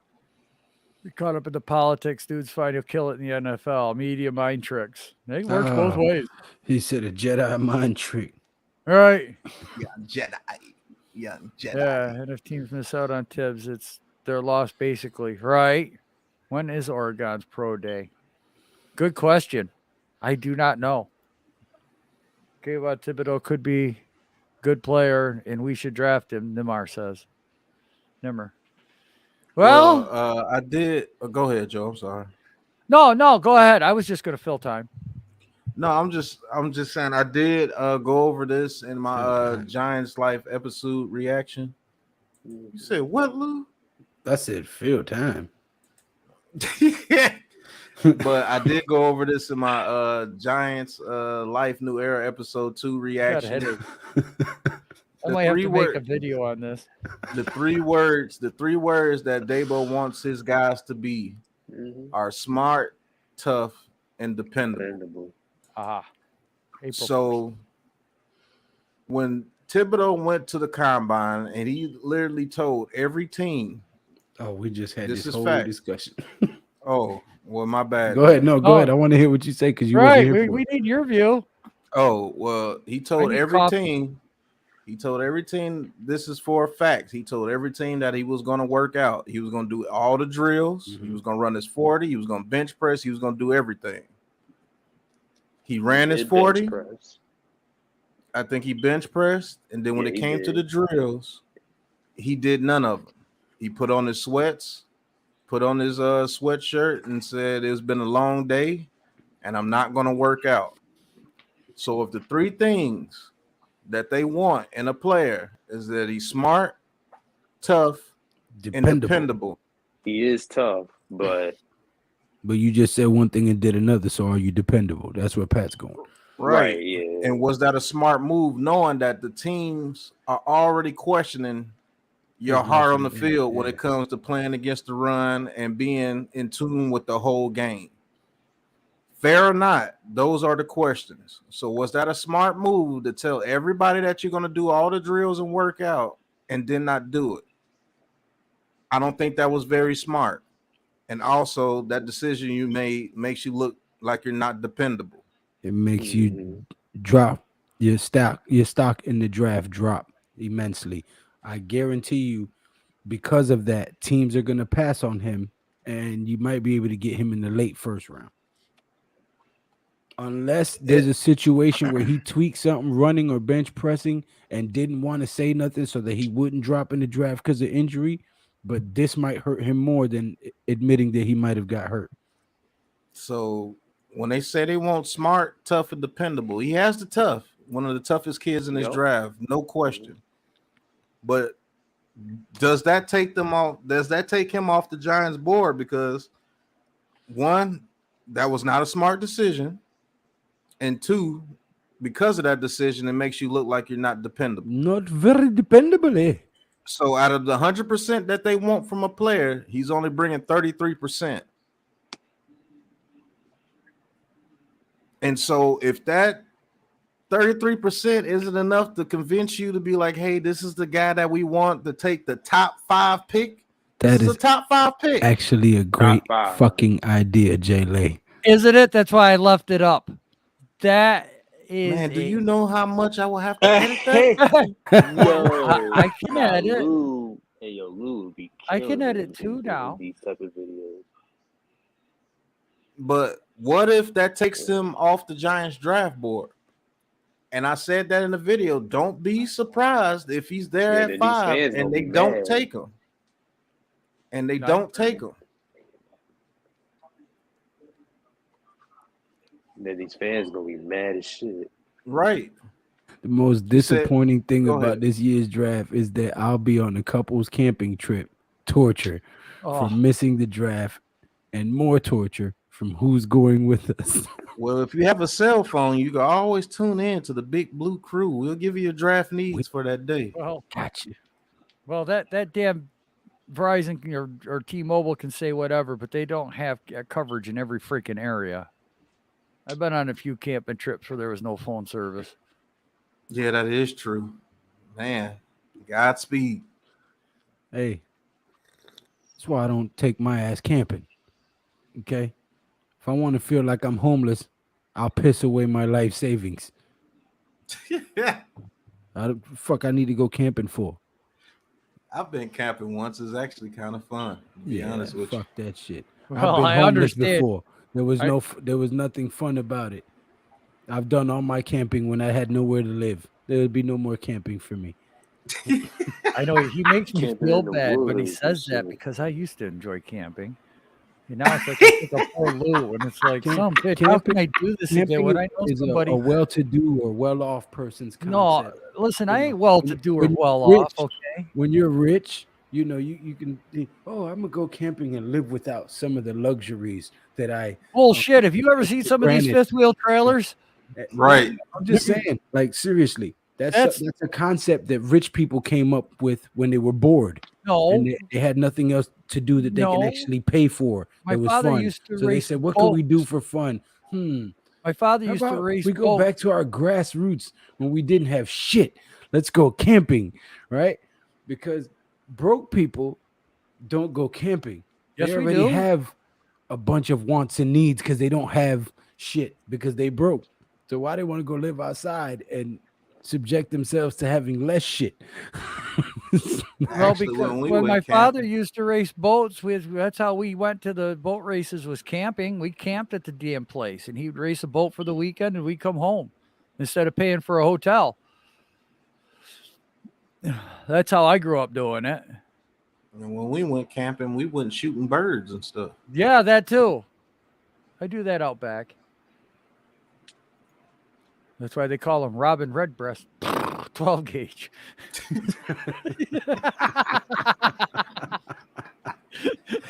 3-hour video. That would be a 3-hour. It would be a 3-hour video. Oh my God. I know. He said NYG22 says maybe he wants to fall to another team. Maybe he wants to avoid New York City. Remember, Jets and Giants have 4 of the top first 10 picks. Hot take. No, he actually would love to play in New York. He said it multiple times. Right. I mean, the man's from LA. I mean, shit, like he would love to play New York. I'm pretty sure. Right. He says, I know when Shane was at the Senior Bowl, he said the same thing. He goes by their personality. If they're very reliable and a great teammate and a great person on and off the field. Bring a flip flow. No, technology doesn't matter. Nah. You just don't have service. Going to camp, nah. Right. He says, well, whoever they pick. Oh, go ahead, Joe. I'm sorry. Oh, man, you're fine. Go ahead. Keep reading. I got dry mouth anyway. What? All right. If they don't get tuberculosis, they could possibly make up for that loss. He said, well, whoever they pick, if they don't get Tibbs, they could possibly make up for that loss. Who's the other edge rusher after Tibbs y'all hope the Giants take? I really hope they take the best available. I'm not depending on. Only thing I really hope they take, and I feel that they need to take, is a top right tackle to put on this offensive line. After that, you take best player available if you see fit. Listen, okay, I wanted to say this. I'm so glad that Coach put this up on the Can't Damn chat, so it didn't come from me. Go camping with 4 females, my guy. Yeah, go camping with four good-looking. Baby got back. Okay, yeah. Then let me know how it works out, because I don't need food. I got all I can eat right there. All right, camping cheated. Right. Tell him again. He says, knowing how to live. Oh, go camping ahead. Cheated. I'm sorry, he said again. I just did what my co-host wanted.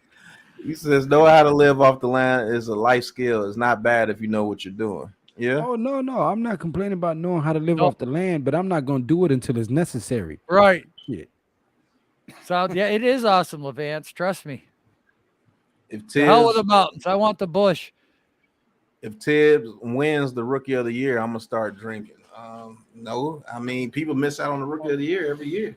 That's better than beating your dog. Shit, last time we had a Rookie of the Year, Lou. Vance, it was. He said what? He said, go camping with 4 females, and somebody said, sounds awesome, Coach. And then Coach said, Vance, it was. It was awesome.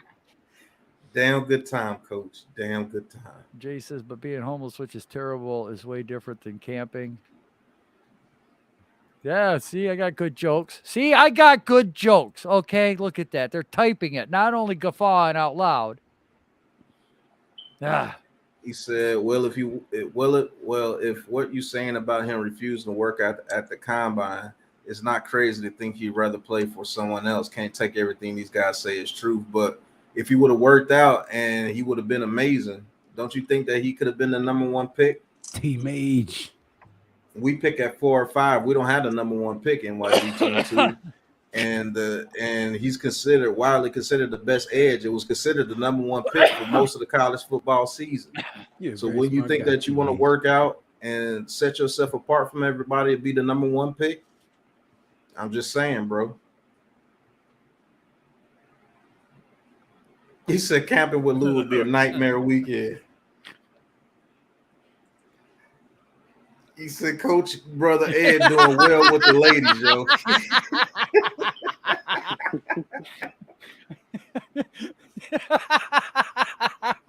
Oh, that.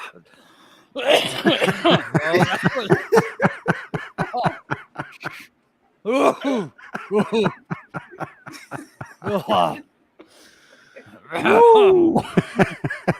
Woo! Oh man. What's a tree's favorite beer? Birch? Root beer. Birch beer. Yeah. Oh. Root beer. Yep. Yeah, root beer. Yeah. You don't get it? You never heard of birch beer? Birch tree. Birch is a tree. I know. Right. Yeah. Well, he didn't. I've never heard of birch beer. Yeah. But root beer is the obvious choice. Birch beer is just clear. No. Y'all go camping together and the bear attacks, y'all don't have to run faster than the bear. You just have to run faster than Big Pat. I don't know. I think Pat can smoke me in the 40. Just because I'm big don't mean I ain't fast. Right. I know Pat can smoke me in the 40. Don't get it twisted. No, I'm not. You think I'm going to be out in the woods without a ratchet? You tripping. I'm not running, period. I'm emptying clips into that fucking bear and making a coat out of him. Wait a minute. Right. What do you need out in the woods? A ratchet? A ratchet. Yeah, that's slang for. Oh, I'm thinking like the ratchet, like snap on. No, not a socket set. Lord have mercy. I'm like, what the fuck? You got some strange kink out there I don't know about? A ratchet? Man, you got to explain these things to me, boy. My guy, I mean, I get lost on some of this shit. This motherfucker said he's literally talking about a socket, ratchet, and socket. Ratchet. What are you gonna do with that against a bear? I know. That's what I'm trying to figure out. Does a clicking noise or something scare him away? Click, Get away, bear! Click. Wait a minute. Oh, it's in reverse. I gotta click the lever. Oh, click. Right. Oh, there he goes. Now he's going backwards. Click. Nah, I said going empty clips into that motherfucker. Okay, right. yeah, that's putting what I'm straight gonna do. iron into that bear. Oh. Well, okay, yeah, loose ratchet is a tool. That's right. It's a tool of self-defense. Right. And food gathering. T. May says, I do not want Tibbs. I want a player who is obsessed with being the best, not someone concerned about their brand. I mean, I'm not going to put that on the man. I haven't seen anything like that about him. I was just talking about the questions people have on him on the field, is that he plays like he's not interested when it comes to the run. And there, you know how the media spins everything and turns it into something negative about the guy. And I think the guy really does care about football. The hammer. You heard it here first. The hammer.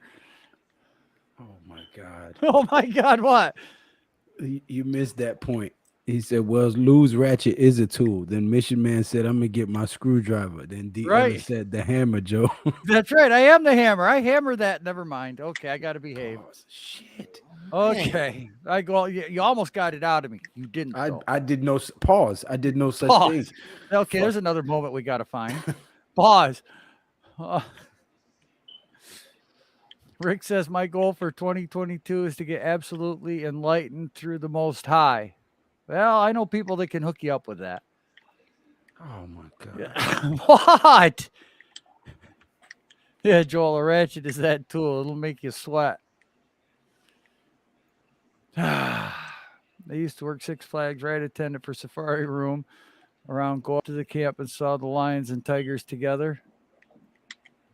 If you rub a hungry bear's stomach, he will go away and leave you alone. I don't know how you know that, and I'm not going to try that. Pull it out of the box. Yeah. Don't leave it in the box. Oh, wait a minute. Pause. Pull it. Ew. Oh, man, that would be a hell of a video, though. It would. Good Lord. Pause myself on that one. All three of us will have to edit that video. Right? Pause. Pat, you make them sound like OC, sacks only. Tackles are for linebackers in his mind. Well, let's not get it twisted. OC did his job, what he was asked to do when he came into the league. I know you're not saying anything bad about OC. At least I don't think you are, but OC was done what he was asked to come in the league. We had Justin Tuck, we had Strahan, we had Barry Cofield, we had Fred Robbins at the time, we had Kiwi. If you bring Tibbs here, you're gonna want him to be the Strahan. That's the issue that I have with bringing him here. Will he be a beast against the run as he is against the pass? That's the question, because you're not bringing him here like an OC. OC was a complimentary piece. Tibbs, you bring him here, he's supposed to be the guy. He's supposed to be the straight hand. Will be in the building. Thank you for being here. Please hit that subscribe button for all of these great content creators on the panel. Thank you. Hit that thumbs up button.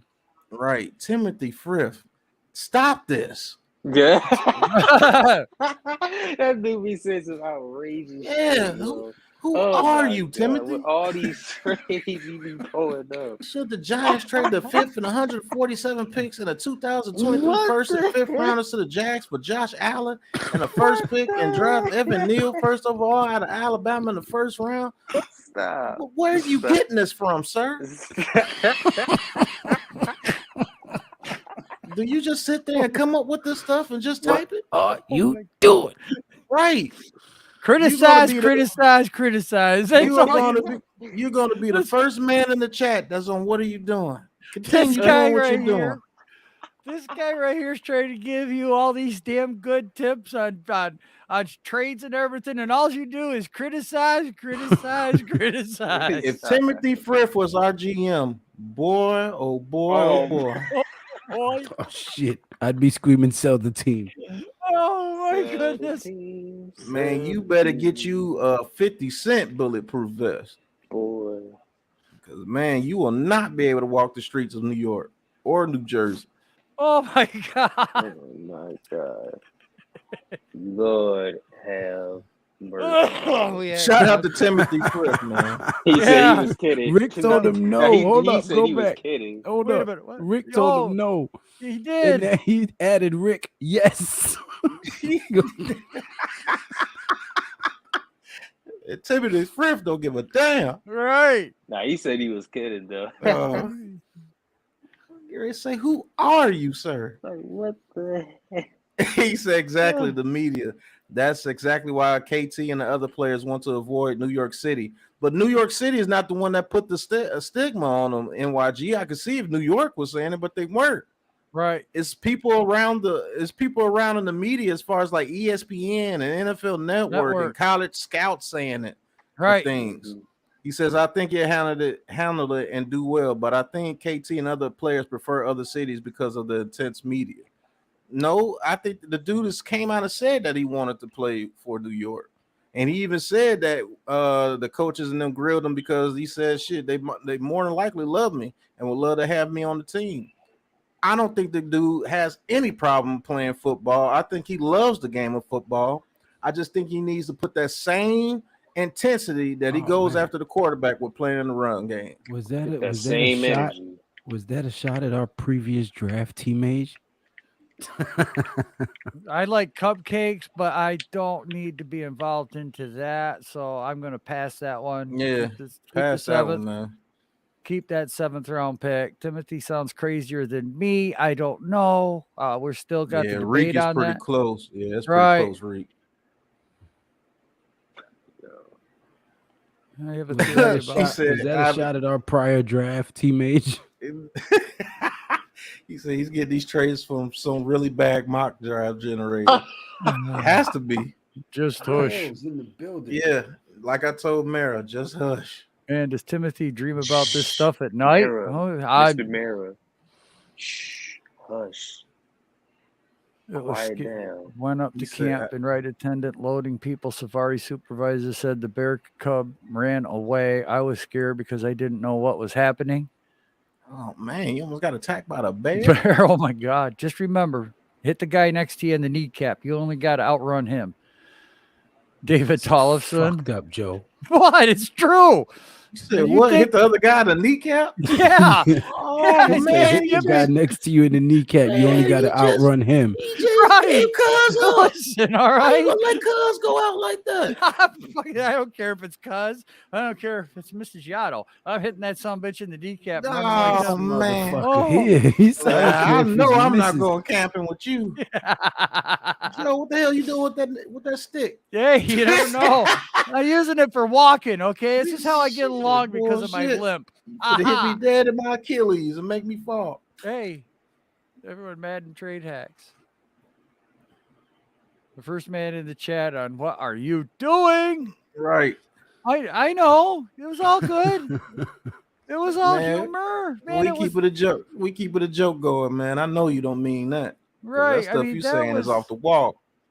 Ain't no way we getting Josh out. That was a great and that was a great skit. I ain't turning that down. I wasn't hollering at Pat. Pat knew that. Criticize is from Django Unchained anyway. That movie's still funny. That's a bot. He said that's a bot. No, I don't think that's a bot, man. I think leave that man the guy, alone. He said Timothy might be joking, but let's remember the Saints traded their whole draft for Ricky Williams. There has been crazy trades. Herschel Walker trade. Right. That's how you guys got 3 Super Bowls in the 90s. Mark Primetime. You should definitely know. He says, don't get it twisted, Pat. I know my football. I know ball. Pause. Right. No, I got your back. You know I got your back. I'm here. We're talking about the other stuff you do, Reek. Pause. Next time I see a bear cub, I will. No, I got your back, cuz. Hey, just thinking for my fellow man, just don't hit me in the knee if I'm next to you. Oh shit! Why not? You the one who came up with the plan. Hey, right. You know what? You can't hit the originator. Shit. Yeah, right. That's usually what they say when I hit them in the kneecap.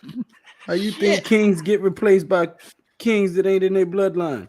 They get usurped. He said, Lou, fertilizer prices are the number one issue on farmers' minds as they begin to set up purchases for the 2022 growing season. So tell them don't buy fertilizer. Let all their dead crops form compost and shit and use that. Thank you, Levance.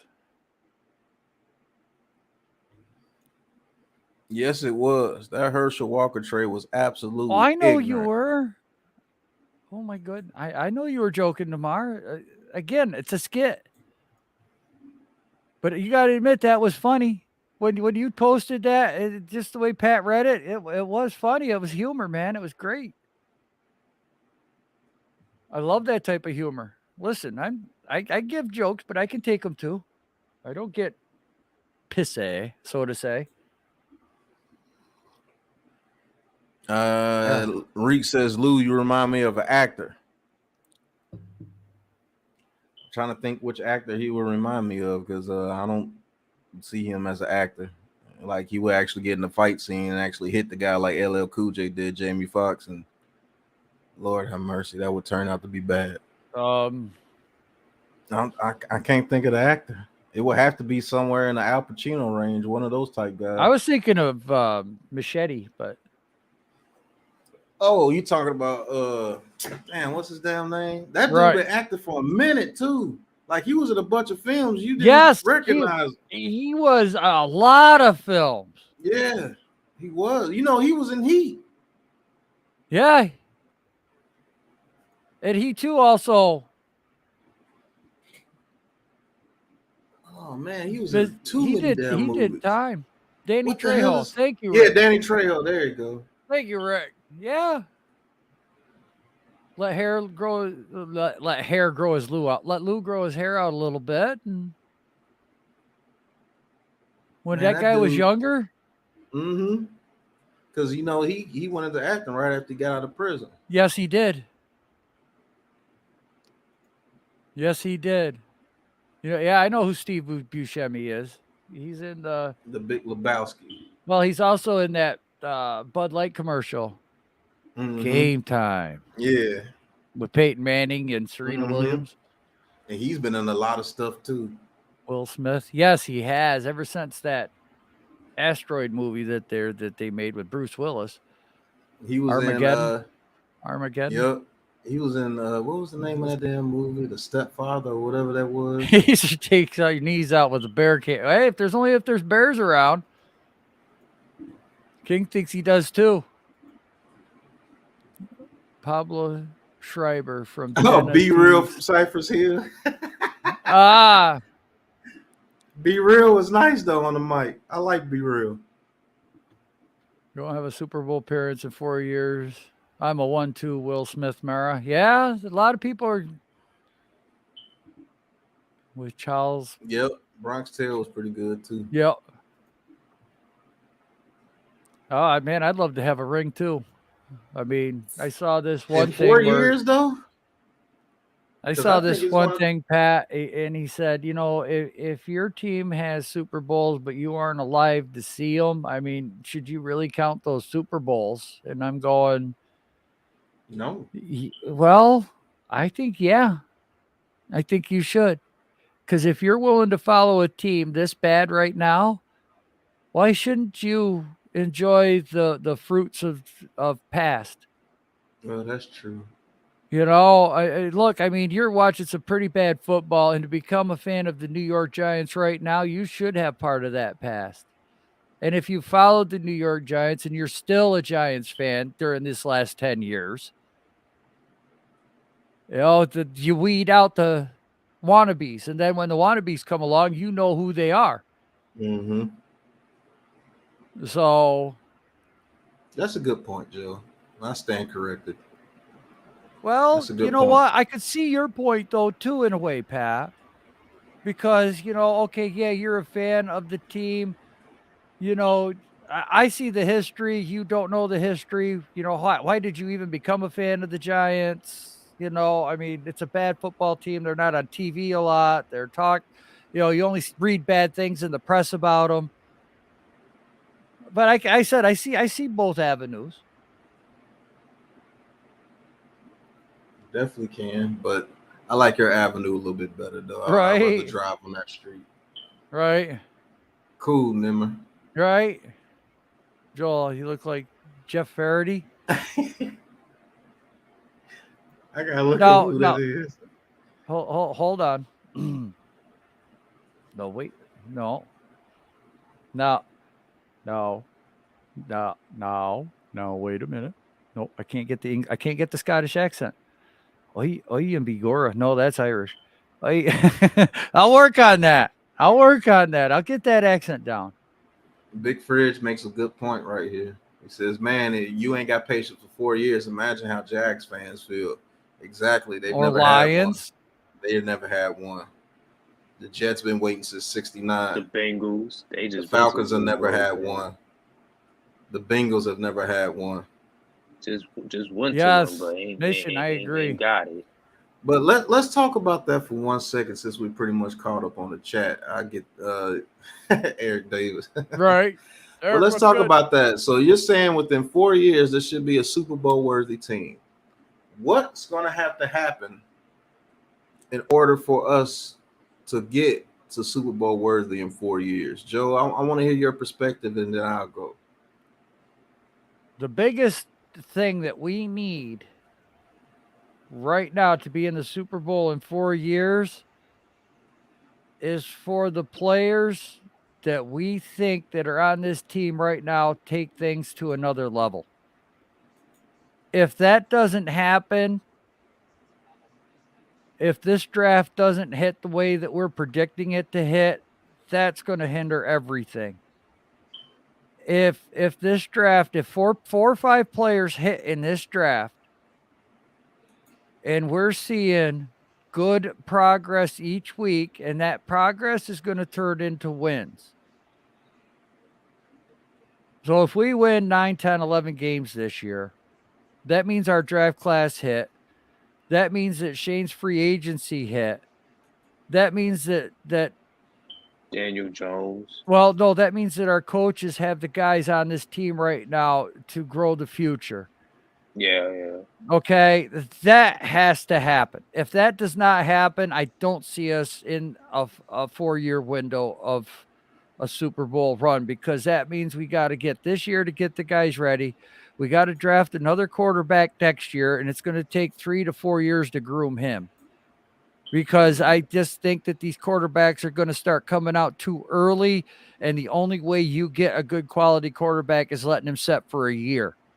So if we draft him, he sets for a year, and then he goes through his growing lumps, there's another 2 years, 3 years right there. So that puts us out of that 4-year window.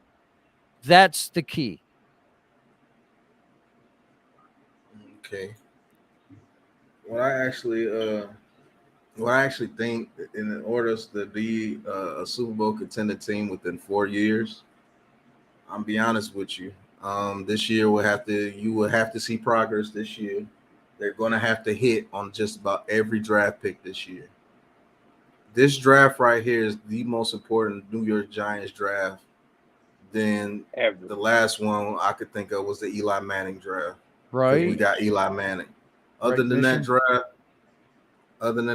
this is the most important draft I've actually seen the Giants in a very, very long time. Because let's just say they do get Ekwonu or Cross, he turns out to be the right tackle that we need. That means we have our right tackle and our left tackle. If Glowinski pans out, we have our right guard, and then the left guard and center positions are going to be a battle for it. But what if 2 of those guys out of the crop of guys that we got actually turn into be good starters, and we can give them a 3-year, maybe $15 million contracts? We have over $90 million on the cap next year. Maybe with the contracts that we sign now, we may have like 75 or 73. Kenny Galladay doesn't pan out, which is highly likely because Kenny Galladay is not the type of receiver that they like. We get 20-some million back off him. And then what if they drafted Cross at 7, he turned out to be very good, and that allows them to let them get rid of Adoree Jackson if he has subpar season, and Robinson turns out to be good. Then you get rid of Adoree Jackson, that's like another $15 million that you get. So that's about $36 million added to that 75 or 73, which would give us over $100 million. Guess who's available next year? Quentin Nelson. What if the coach decide they don't want to franchise him, and we're able to get Quentin Nelson and put him on that line? Let's say a top receiver comes out next year, and we're able to pay him, and he fits the system. Let's say they got a top edge rusher or something that comes out, and we're able to get him, or a top middle linebacker, and we're able to get him. I see them doing that, spending pretty good money on 3 top-tier players when we got over $100 million in cap room. Right. And those 3 top-tier players will only take about, $40 million of it, maybe? Right. Say if Daniel Jones doesn't pan out and they're able to trade up against C.J. Stroud and let Tyrod Taylor play the next year. And let's say we make the playoffs. Then you let Tyrod Taylor walk. He already knows the deal. He's happened to him 45 times before. Then C.J. Stroud comes in and balls because he's had a year to sit on the bench. Like Joe says, these quarterbacks need a year to sit on the bench to learn. What if C.J. Stroud comes in, who's just as athletic and has a way better arm, and he knows the system in and out, and then his second year, he balls. We make it to the playoffs again, and we win a playoff game. Then, we get beat by a better team. Let's say, just say for shits and giggles, the Rams. After those 2 drafts, go ahead, Joe. I just saying, good point, Mission. I'm going through the chat as you're talking and highlighting everyone's comment. Now, going through the next 2 drafts, we had 2 very good drafts. Now we have our offense intact, and Wink's defense is balling out. That 4th year, we may be Super Bowl contenders if that happens. Now, I know that was a very long theory and it was drawn out, but you asked the question, and I'm always going to give you an answer. And I think that's the best possible way we can get to a Super Bowl within 4 years, or at least be Super Bowl contenders. I think Dabo and Shane are going to have us playoff contenders by year 3.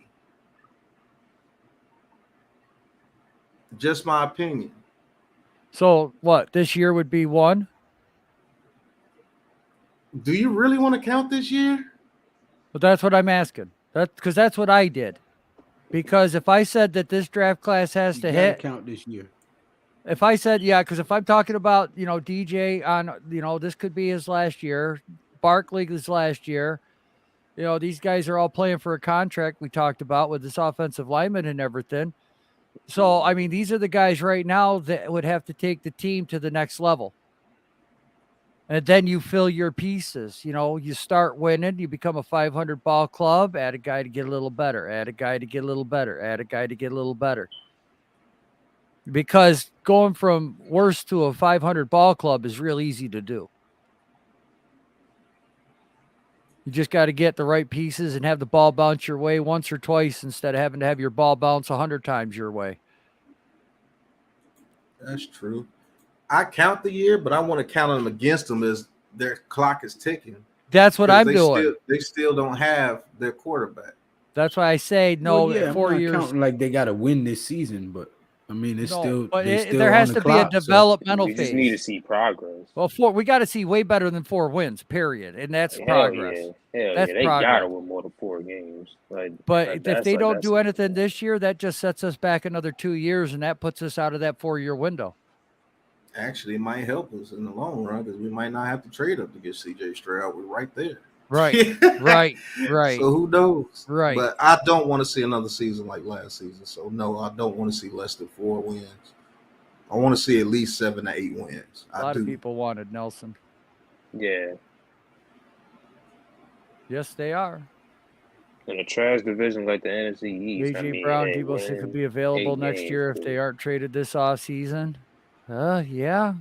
Samuel, I wouldn't mind. A.J. Brown, I'm not so sure of. Mixture of KC, Baltimore. Trash conference, like the NFC. Both Eli Super Bowl teams were so-so, but got hot at the end of the year. It can happen to any team. Yeah, exactly. O-line and D-line is where it all starts. Yep. CJ Stroud. Here NYG22 come in. Mr. Negative Nancy. He says CJ Stroud is it going to magically fall into the Giants' lap at 2023? People act like it's a done deal. Nobody's saying it's a done deal. It was it's a hypothetical. They can make a trade to jump up to get in front of somebody. I've seen it happens every draft, bro. No, it's not.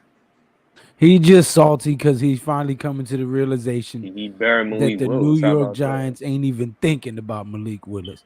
He buried Malik Willis. How about that? Like we didn't.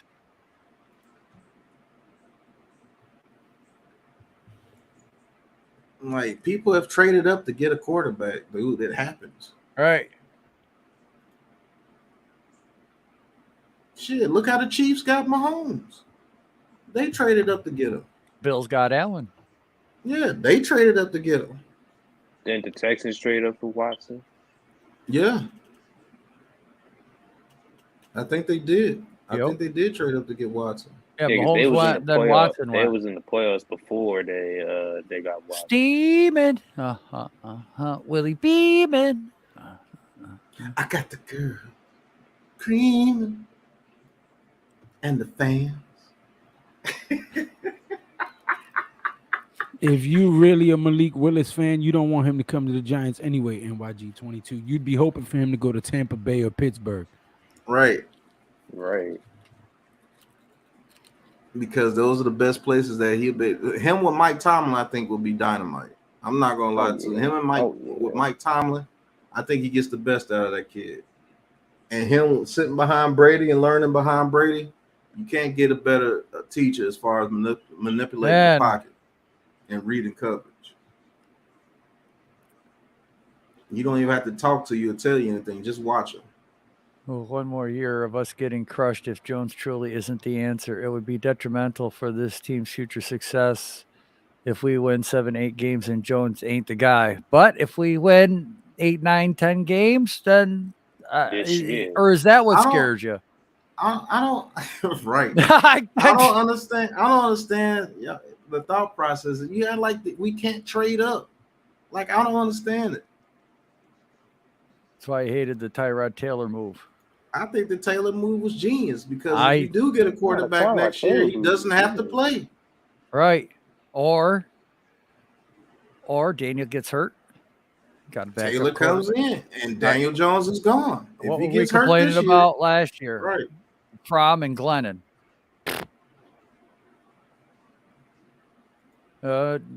Right now, it's come out by Mara that Jones is the starter, and I'm sure that they've all debated that, Shane and company, and they've all had quite deep meetings about it. But that's okay. I know that ain't going to be heard.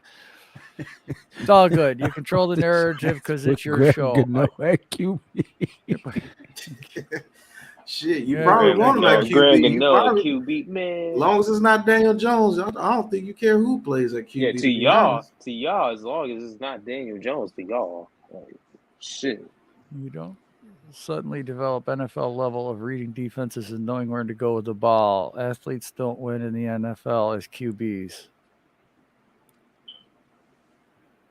Wants Uncle Rico over Willis. Oh my. And then there's way better QBs coming out of next year's draft, bro. That's just a fact. It's just a fact. It's going to be abundance of QBs coming out. And I tell you what, if you like Malik Willis so bad, look at Malik Cunningham from Louisville. I think that cat is better than Willis too. Look at Malik Cunningham from Louisville. I promise you that dude. You like excitement? That dude is excitement, and he plays at Louisville, so he plays way better competition, and he's won games. That dude is like Lamar Jackson. I think he has a little bit more of an arm than Lamar Jackson, to be honest with you.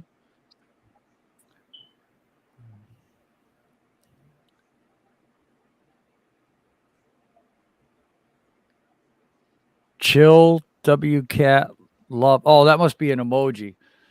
Love what you say usually, but no way we are getting Quentin Nelson. You never know. I mean, you never know. You'd never know. I mean, did you guys ever really think that Russell Wilson would leave Seattle? I mean, and honestly, I'm not saying they traded for Quentin Nelson. I said he was a free agent.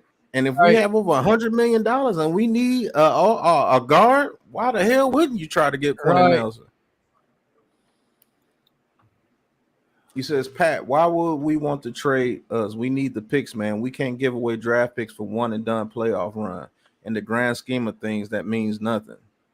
Well, if you're getting your franchise quarterback, a lot of people do that.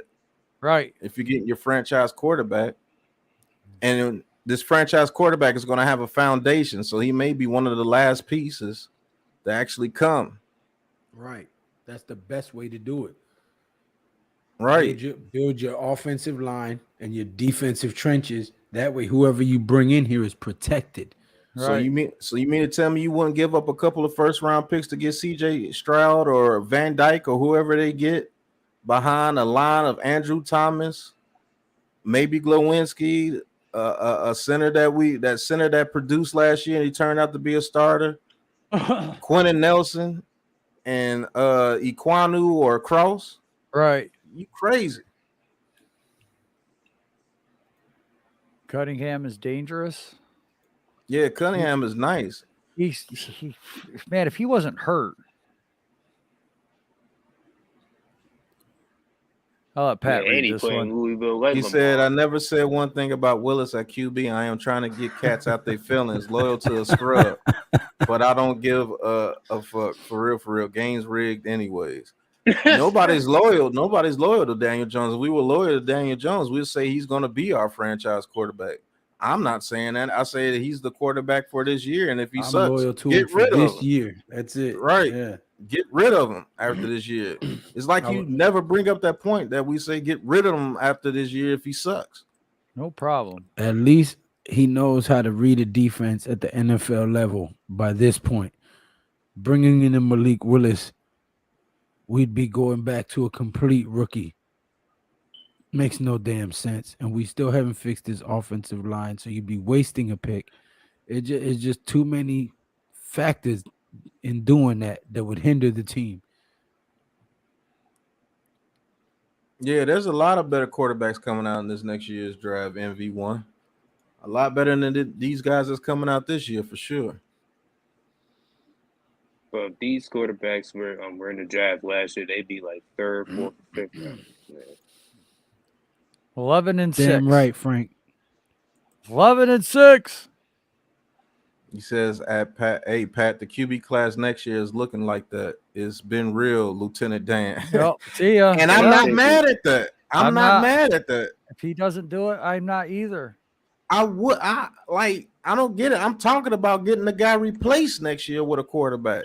Right. That's how much I'm loyal to him. I'm not loyal to this cat. I just want to see what he can do behind the offensive line. If he sucks again, that he just sucks again, we get rid of him. Point blank, period. If we only have 8 wins, how did we lose those other 9 games? Yep. That's what it's going to come down to. Was it DJ throwing a pick at the end that cost us 2 or 3 games? Was it the defense that gave up something? Was it that, special teams got burnt and it was a last-second touchdown? Or, did DJ throw an interception at the wrong time and then they got 3 points and won the game? A lot of it's going to go into them losses. Yep. But if DJ is the main reason why we got the 8 wins, I think they make them stay. They might. And they go to the playoffs. Shit, come on now. Like your first time, like as a GM, as a coach. Well, that's nice if you can do it. Come on now. Yeah, Rattler is very immature. Yes, 11-6. Yes, speak it. Trash, speak it. I don't like Spencer Rattler, man. That dude is trash. He says, I had to give it to Daniel Jones to even take that weak Giant scheme with the offensive line of doom down the field at any time. Right. That dude, Spencer Rattler is garbo. Mark Prime time. He says, Giants not drafting a QB this year. You guys will run DJ back and see what he has for one more season. Best case, DJ develops. You have a QB or draft a QB top 10 next year, right? If DJ is as trash as you say he is, we're gonna have a damn good chance of getting one of those top QBs. 39 watching at 11:30 on a Monday night. And thank y'all. Appreciate the support. Y'all sticking up with us here.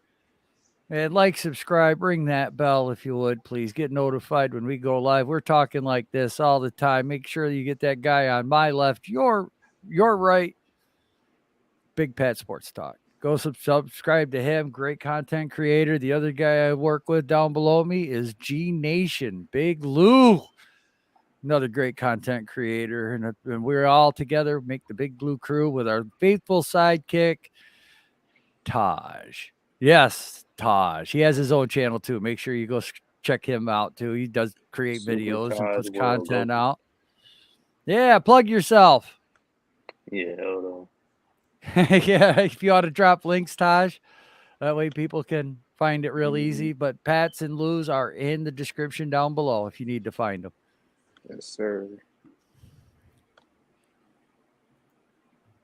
And with that, Team H says if the Giants double their wins this year from last year, it will be a successful season. We have room to hope, but playoffs too rich for my blood. A lot of people are like that. But I'm not going to lie. Last year when we were in the playoff chase, that was kind of exciting. We didn't care what our record was. If we win 8 games, I'll keep DJ. Still draft a QB. Use DJ as trade bait for a QB needy team. There's always one of that. That might be come to fruition also. No, I don't like Spencer Rattler either. Same reasons. Let him stay in South Carolina Gamecock now.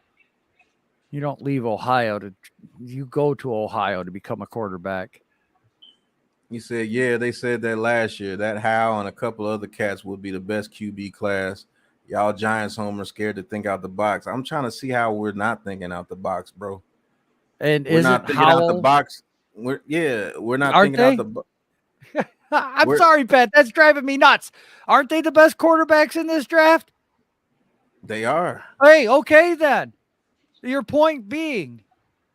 Sorry, and we're saying the best quarterbacks in this draft are not up to par to take one of them before you have a foundation. It doesn't make sense. Kenny Pickett will be. And how we're not thinking outside of the box when we're saying Daniel Jones screws up this year, you get rid of him. How the fuck are we homers?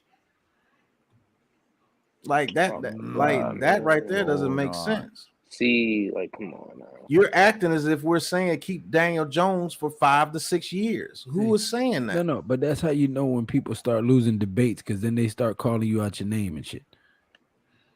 No, y'all homers. How is that being a homer? Being a homer will us be saying Daniel Jones is the star quarterback of this team and he's going to lead us to the playoffs this year. Some stupid shit like that. Where the hell did you guys see homers? Oh, okay, that one. Yeah, I don't understand that. How we're homers when we're saying get rid of the dude next year.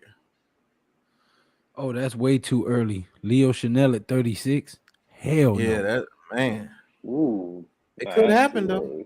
Hey. What do you mean you can't? Nobody blocked you. Right.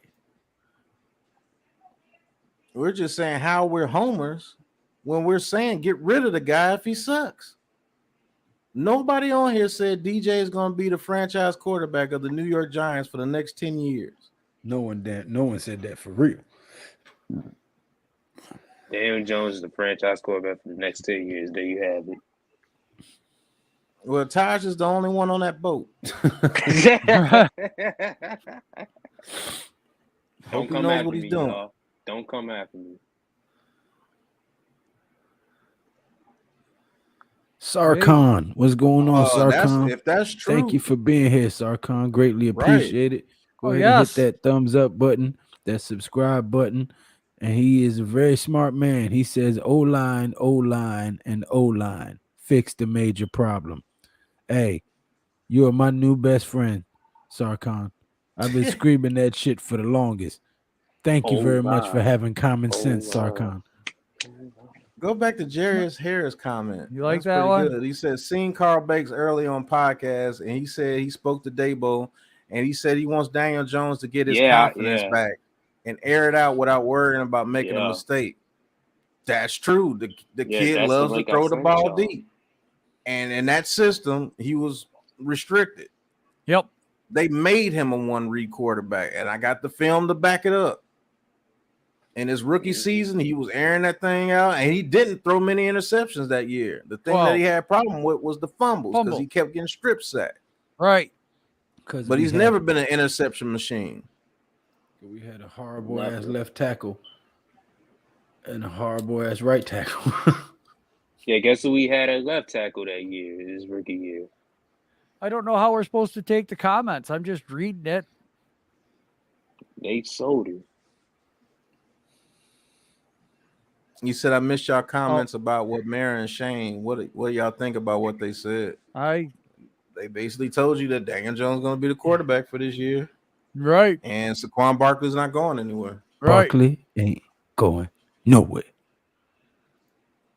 That's right. You heard it. Barkley's a giant, baby. Oh. J55, what's good? Literally a month away from the day. End of April. The end of April. Start getting your calendars out. Sleepless nights. Hey, yo, NYC. Somebody please put the links in the chat so that everybody knows how to subscribe to the Big Blue Crew. Yes. They made him. They did. They did make him. My new dream draft would require people to trade up for quarterback. Neil at 5, Aquanu 7, Zion at 36. Taj, Joel, Mara, half the fans, this shit crazy. It's as if the quarterback is not an issue. We just keep giving Jones a chance. Give Peace a chance. But every other player doesn't get to make excuses. Okay. How every other player wait. How am I supposed to take this? Every other player doesn't depend on the rest of the team to catch the ball. Every other player doesn't depend on 5 guys to protect him. Every other player hasn't had to learn how to read defense in 3 different schemes in 2 seasons. I mean, your argument literally has no merit there. Like, absolutely none. You just pulled a bunch of random shit to make a paragraph that made no damn sense, bro. Come on, bro. Like that fuck, man. Come on, bro. So I guess Kenny Galladay gets excuses from the fans too. Everybody wants Kenny Galladay gone too. Oh man. Oh, NYG wants to come on. I don't have that type of energy tonight. Yeah, nah. Tomorrow night, with Wales is taking off. Thank you so much. Build his confidence. Not going to happen, but one can dream. Yeah, the offensive line was trash. Of course, the QB will get mugged.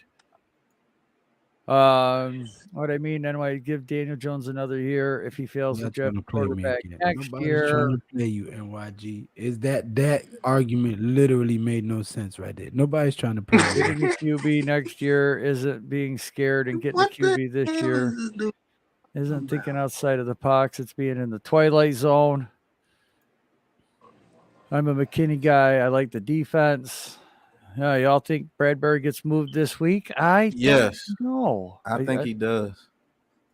Might be the week he gets. DJ has to learn how many outdated offensive so far in his poor pro career. Lou, hundreds. 100. Preach, Lou. Like I said, I'm only going to be live for another 15 minutes. I just don't have that energy. Lou again. Remember this. Listen, it's no change in NYG 22's mind about DJ. He wants the man gone. We understand, but stop getting disrespectful. Sarkhan, Garrett destroyed Jones. Well, I think he destroyed his confidence. I don't think he destroyed his ability. I think we got some guys in the building that can still bring the best out of him, and I hope that they can, so that we can at least trade him and get some good value out of it. If he's not the guy.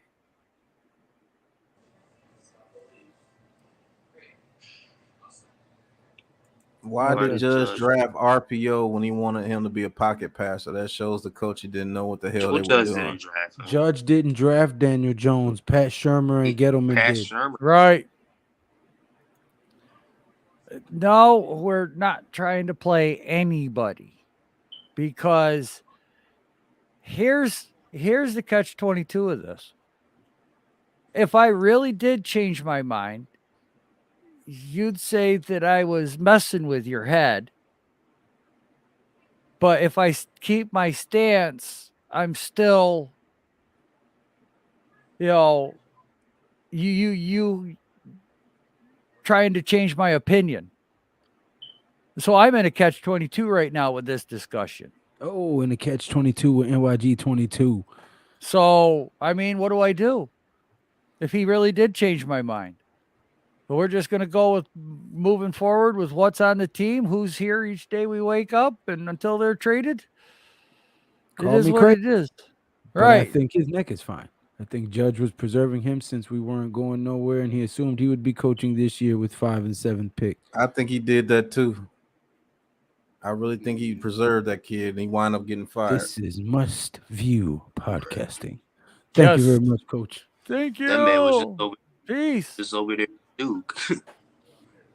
Based on the QB situation in Minnesota after the seasons, any of y'all think Justin Jefferson forces his way out of Minnesota? That might happen. I mean, if Kirk Cousins get 35, or he's going to get that next biggest contract. Right. Yeah. It's an excuse except OBJ. No, OBJ got a ring. Right. Now it's kind of hard. No. Yeah, I'm done. Good night, all. Later, Team H. Good night, guys. Cats act like I'm a fucking idiot. Very disrespectful. Now you scared a little. No, because I'm going to end the stream here in about 10 minutes. I said come on tomorrow. Taylor Van Dyke is my guy. If we move off DJ, not falling for Bryce Young and CJ Stroud hype. Well, I'm with you on Bryce Young, but CJ Stroud is legit. CJ Stroud is definitely legit, Carl. You're and right. Don't go to that Ohio State narrative. I mean, right. Salute to you. You're 100%, Sarkon. That's correct. Yes, Jay. Glad you're enjoying yourself tonight, relaxing. Right, Lou. I meant Shurmur. Yes, that's what I meant. Garrett's offense didn't help Jones, and the O-line made sure of it. Y'all some bullies. I went to school. Funny. Right. Who we bullying? Right. Man. I hope you was just joking, Eric. I think that's how I took it as sarcasm. Like, man, y'all some bullies. That's how I took it. Well, I hope that's how you meant it. Right. Oh, man, I try not to bully nobody. Yeah. Frank, I'm far from a agent, dude. You bugging. I can question people. I am not a mind slave that follows media narratives.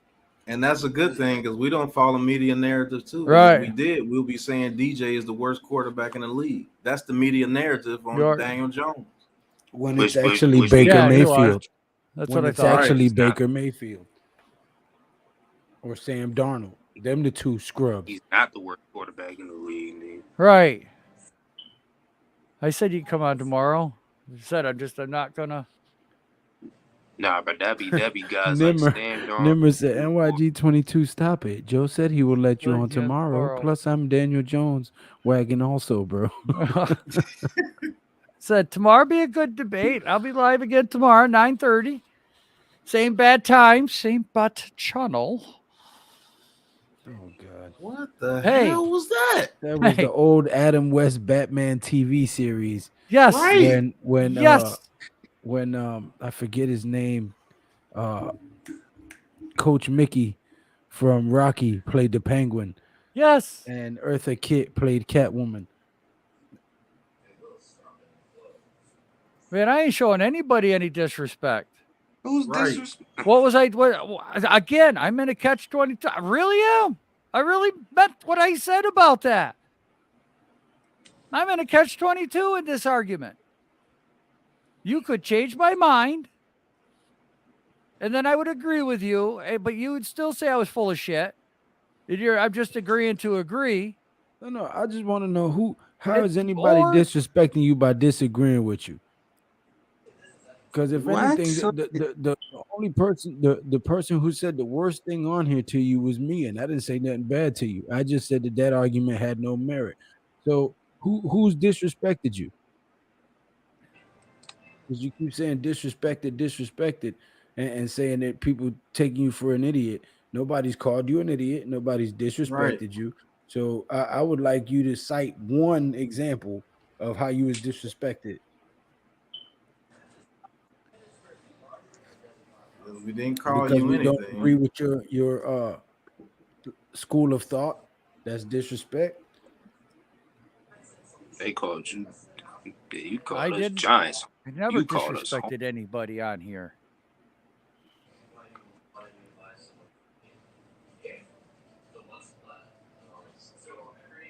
Yeah, he said even in Madden when a QB fumbles, they say DJ name. Yeah, you're right. They do, Mission fan. I'm not gonna lie to you. I'm not gonna hold you. They do say that.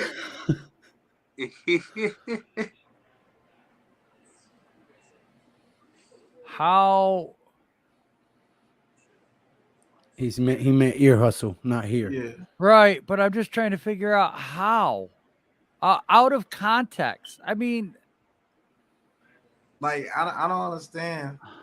Your whole thing is that you're saying we're Giants homers because we don't believe we should draft a quarterback this year, and we can't think outside the box. Basically, what you're saying is that you just called it tunnel vision, guys. You're actually the one that's been calling names, to be honest with you, but we're cool. We know what you're talking about. Yeah. First, you called us Giants homers. Listen, you called us homers. The media narrative is the Giants need to be drafting a quarterback.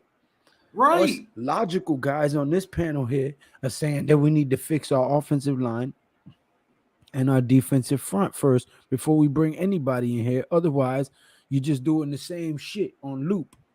Right. That we've been doing for the last fucking 5-6 years. What? So, I just want to know what context. Because we don't subscribe to the media narrative, but we don't subscribe to NYG 22's narrative, we don't think outside the box. Well, we're tunnel vision. How much outside of the box thinking are you doing by drafting a quarterback with the number 5 or number 7 overall pick that nobody in the football world has any confidence in? To the point where all these teams that needed quarterbacks went and signed veterans. Went and signed it old veterans or journeymen rather than take a risk on anybody in this draft class. So it's not just us saying it. Damn near the entire NFL is saying that they don't have confidence in these guys. But you want the team you root for to reach for a guy that needs to sit behind somebody and put him on a team with a shitty offensive line because we don't know what we got yet, right? And possibly get the kid killed. But no, that's out the box thinking. Come on, bro. And listen, I've never called you out your name. I've never called you a homer. I've never called you an idiot. Never said you couldn't think out the box. Don't do that, my G. We have fun on this stream. We talk shit. We debate. You know what I'm saying? But we always keep it within the respectable bounds, my guy. Like, come on, man. You know, that shit is ridiculous, bro. And if anybody's following the media narrative, it's you. The media wants the Giants to draft a quarterback because they say Dan Jones is the worst quarterback in the league. Guess what? You're saying the same thing. This is why I don't do this. He's saying this is why. He says you wouldn't even consider a QB in the second round when Willis was available because we have other needs, bro. We have other needs. Listen, if Willis' ass is still on the fucking board at round 4, grab his ass and sit him down. You get no He ain't gonna be complaint there from me. for But waste a 5 or a 7 or 36? Nah, man. Hell no. Because if these quarterbacks if Malik Willis was that good, one of these teams that got one of these veteran quarterbacks would have been calling us, the Jets, or the Texans, or the Jaguars, or the Lions to get that pick to take Malik Willis. And that's just a fact. Matt Ryan would probably still be with the Falcons. All these quarterbacks that's been traded probably are still with their teams if these quarterbacks came out as advertised as they were supposed to come out this year. Why do you think they're getting all these damn veteran quarterbacks on these teams? Why do you think people are calling for Jimmy Garoppolo? But the 49ers are so stubborn. They know the market is dry with these rookie quarterbacks. They're asking for a first. I'm going to do you one better. Because I know you melanated and I know you want to support a fellow black quarterback getting drafted to the team that you cheer for. I feel you. I get all that. It's logical. I feel you. Okay? Now, if you really care about this man's career, you would want him to go somewhere where he is protected and set up for success so that the same stigma can't be put on him that has been put on past black quarterbacks. Right. So if you really a Malik Willis fan, root for him to go somewhere that's set up for success. Don't root for him to come to New York with the team that's never had a black quarterback starting for him. Okay? That already is having problems with the media and the whole fucking organization from the top to the bottom with accusations and allegations and all kinds of shit. Why would you want to bring in a kid that you root for into this shitstorm that we have right now? You would be doing that kid a great disservice, and you would be setting the team back because you didn't fix the O-line. And that would be a triple whammy. And unfortunately, the biggest thing is if he doesn't succeed, because we're throwing him in a damn near impossible situation like we did. He's going to get tore in half. Then he gets put in the statistic of black quarterbacks can't lead a team to the Super Bowl. Like, why? Your logic is flawed. And that's what's wrong with half our fucking people, always begging for something at somebody's fucking table instead of making their own goddamn table. Right. Let me you know what? I'm gonna go because that was great. This but petty fucking slave thinking is why we still ain't got no fucking where. We're gonna end it on a good positive note. I said that a long time ago. I don't want the kid here because I want him to succeed. The same people that are saying that they want Malik Willis here are going to be the same motherfuckers that kill him when he don't succeed. It's going to be the same people that kill him when he don't succeed. Because there's better value at the position of need than quarterback is why I don't want him in the second. Malik Willis probably ain't going to be there in the second.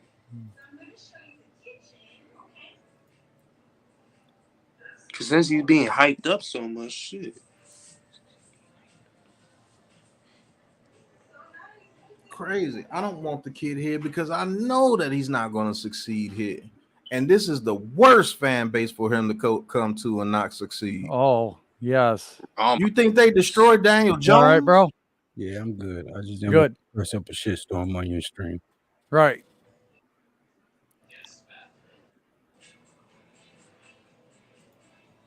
All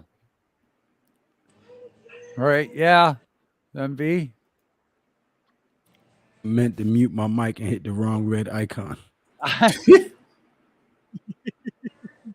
Got myself out the damn stream. I've been thinking rid of Jones. You could have traded for another QB, but stick with the right attitude. I'm gonna leave it at that because you have brought up his color before, but like I said, I don't want the kid here because I want him to succeed. Real shit. I hope he winds up over there in Pittsburgh with Mike Tomlin, who I know could get the best out of him. Or I hope he goes to a team like the Buccaneers where he can sit behind a Tom Brady and learn for a year or two and then come into a situation with a team that's already built. Who don't give a damn about a first round pick because their team is already built. Let's, NYG 22 wants, he thinks we're, making him look foolish, and by no means am I doing that. So, Malik, I want to know if we draft Malik Willis this year, okay, when does he start? And how many years until you guarantee me a championship? And I'm not guaranteeing you a championship with Daniel Jones. I'm just saying run with him one more year. But if we draft Malik Willis, you know he's going to be here at least 4 years. Does he get a second contract? Does he take us and get us a ring? How many years is that going to take and hold this team back because we can't move forward at certain positions because we don't have the money, we don't have the draft picks, we don't have whatever. You know, you're banking on 4 offensive linemen that are making less than $1 million a year with what's going on right now. I just don't see a situation where that kid can come here and succeed. I don't either, with but with the sign of Tyrod Taylor, it makes the blow a little bit easier. But we got way more pressing needs than quarterback right now, bro. This is not the year to do it. If Daniel Jones somehow becomes the man, the guy, you know, look, I mean, 3 years. 3 years we should have a ring. That sets us up with success. Right. Immediately. If he turns out to be the guy, we got success immediately. Right. You should want Daniel Jones to succeed. Within 2 years, if Daniel Jones is that guy, if Daniel Jones is that dude, then within 2 years, then we gonna be good. Well, I think in 3-4 years we should have a ring. 4 years, we should have a ring. Or at least Daniel Jones, for one. with what Shane's doing to this team right now, shit. And Daniel Jones goes out there and throws 40, 42 touchdowns a year. He turns into that dude.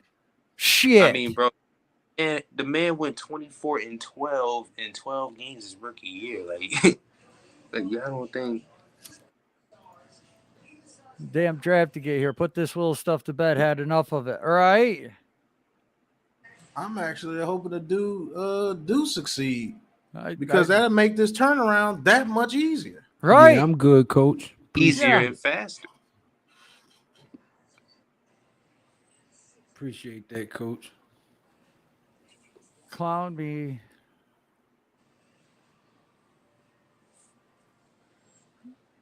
Like I said, who's clowning you? This is a debate. Nobody's called you out your name. Nobody's tried to make you seem stupid or anything like that, bro. NYG. Who's calling you out your name? Like, who's like clowning you and shit? If anything, we could be offended at you. You've called us homers. You said we're media driven. You said that, like, I don't know. Like, I don't understand where you're coming from, bro. Like, nobody has clowned you, bro. We're just giving you a take, and some of the things that you say don't add up sometimes, bro. It just don't. But nobody's bashing you or anything. We welcome you every time.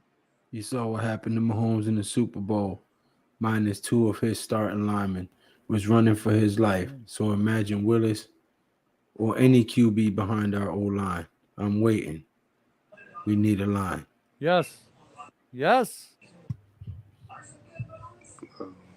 And like we told you, the same people who are on this train about Malik Willis coming to New York, and if he doesn't succeed, are going to be the first people to absolutely rip him a new one. It's going to be the same people, man. Primetime said, "Is anyone that has the right to be mad as me? These guys clown my Cowboys every day."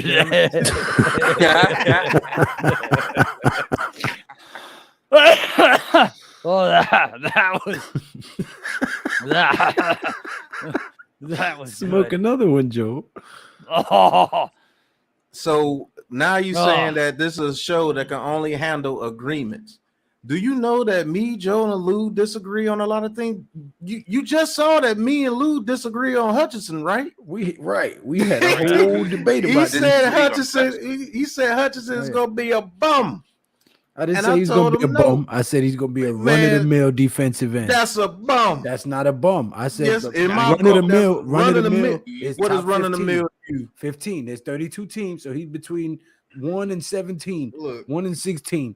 No, bro. Hey, listen, okay. If he's the 16th ranked, if he's the 16th ranked defensive end in the league, he's a run-of-the-mill D end because he's right in the middle. There's 32. There's some really good video of past episodes of me telling Pat a quarterback's going to go top 10, and he just looked at me like I was batshit crazy. Yeah, I told this man, you just doing this to fuck with me. You missed 3-4 days of good argumentation there. And me and Pat straight killed Joe for saying that Jimmy G was better than Deshaun Watson. So, right. We disagree with each other and have full 1 hour debates on this motherfucker. Me and Lou had a very good disagreement about Saquon Barkley. Oh, yes, did we ever? It damn near got heated, but we had to remember shit. We cool. It's us. Right. right. Imagine being the referee on that one.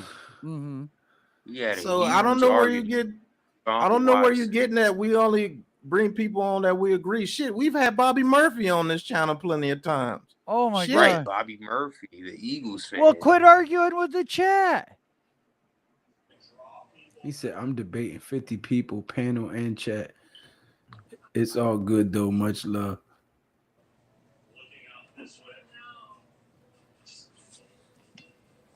He was saying to me, I said, thank you, because he asked me, was I okay? I said, yeah, I'm good. Thank you. He said, oh, go to NV1's comment. MV1? He says, NYG 22, let's just agree to disagree. At the end of the day, this is a great stream with a great crew.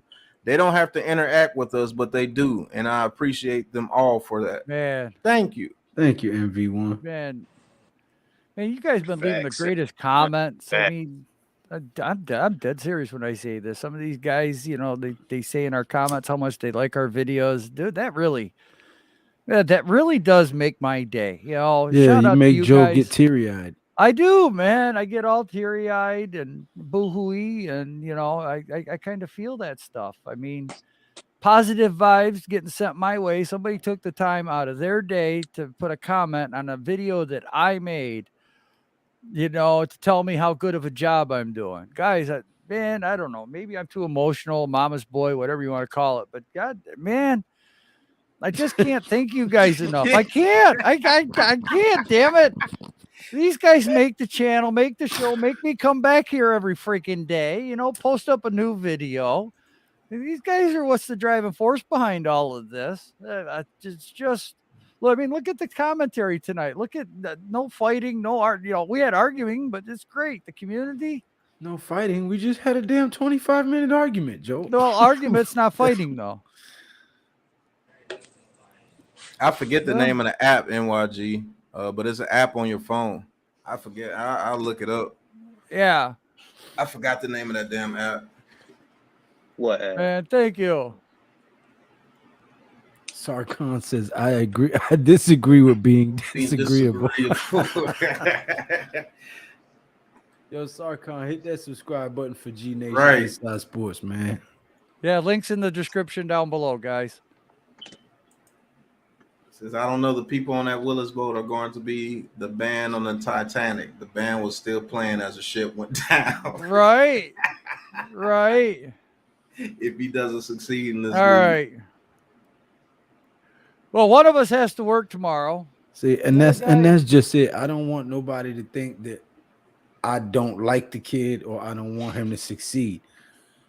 If he comes here this year with the deficiencies that we have on this team, it will hurt him detrimentally throughout his career.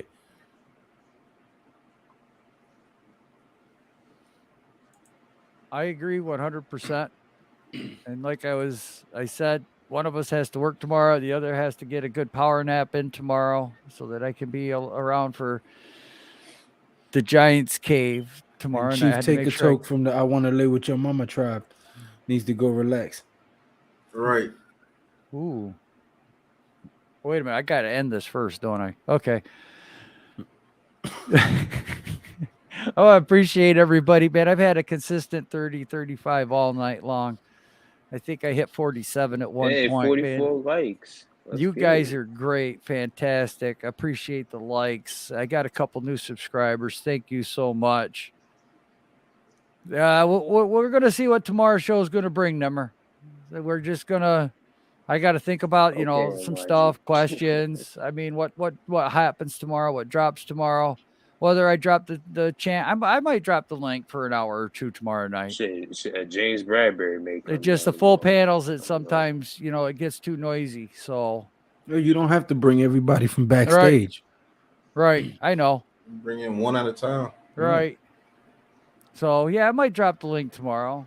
Get a couple questions. Get you guys I ain't got on. no problem telling people no. You drop the link and I'll tell them from right here on live, like, no, you ain't coming on. We only bringing such and such on. So if you want to hang out backstage, be my guest, but you ain't coming on. I ain't got no problem being honest with people. That's why I don't hang out with people. That's why I don't talk to a lot of people, because when you're brutally honest, people get all butt hurt. You know what I'm saying? But pause. I wasn't put in this world to be sugarcoating shit for people. Nobody sugarcoated shit for me when I was left in the park. So I ain't got time to be beating around the bush for people. Pause. It is Double what it pause. is. And that's it. Double pause. No beating bushes. And on that note, people. Yes, I will be live again tomorrow for the Giants Cave, 9:30, where we will break down topics of the day, topics in the NFL, things going on in the NFL, and probably more Daniel Jones talk coming at you live, 9:30. Oh, Lord, man. Oh, This is going to be... Any last words, gentlemen, before we fade off into the sunset? Pause. All right. That was the last word. So, folks, y'all have a great night. Until tomorrow night,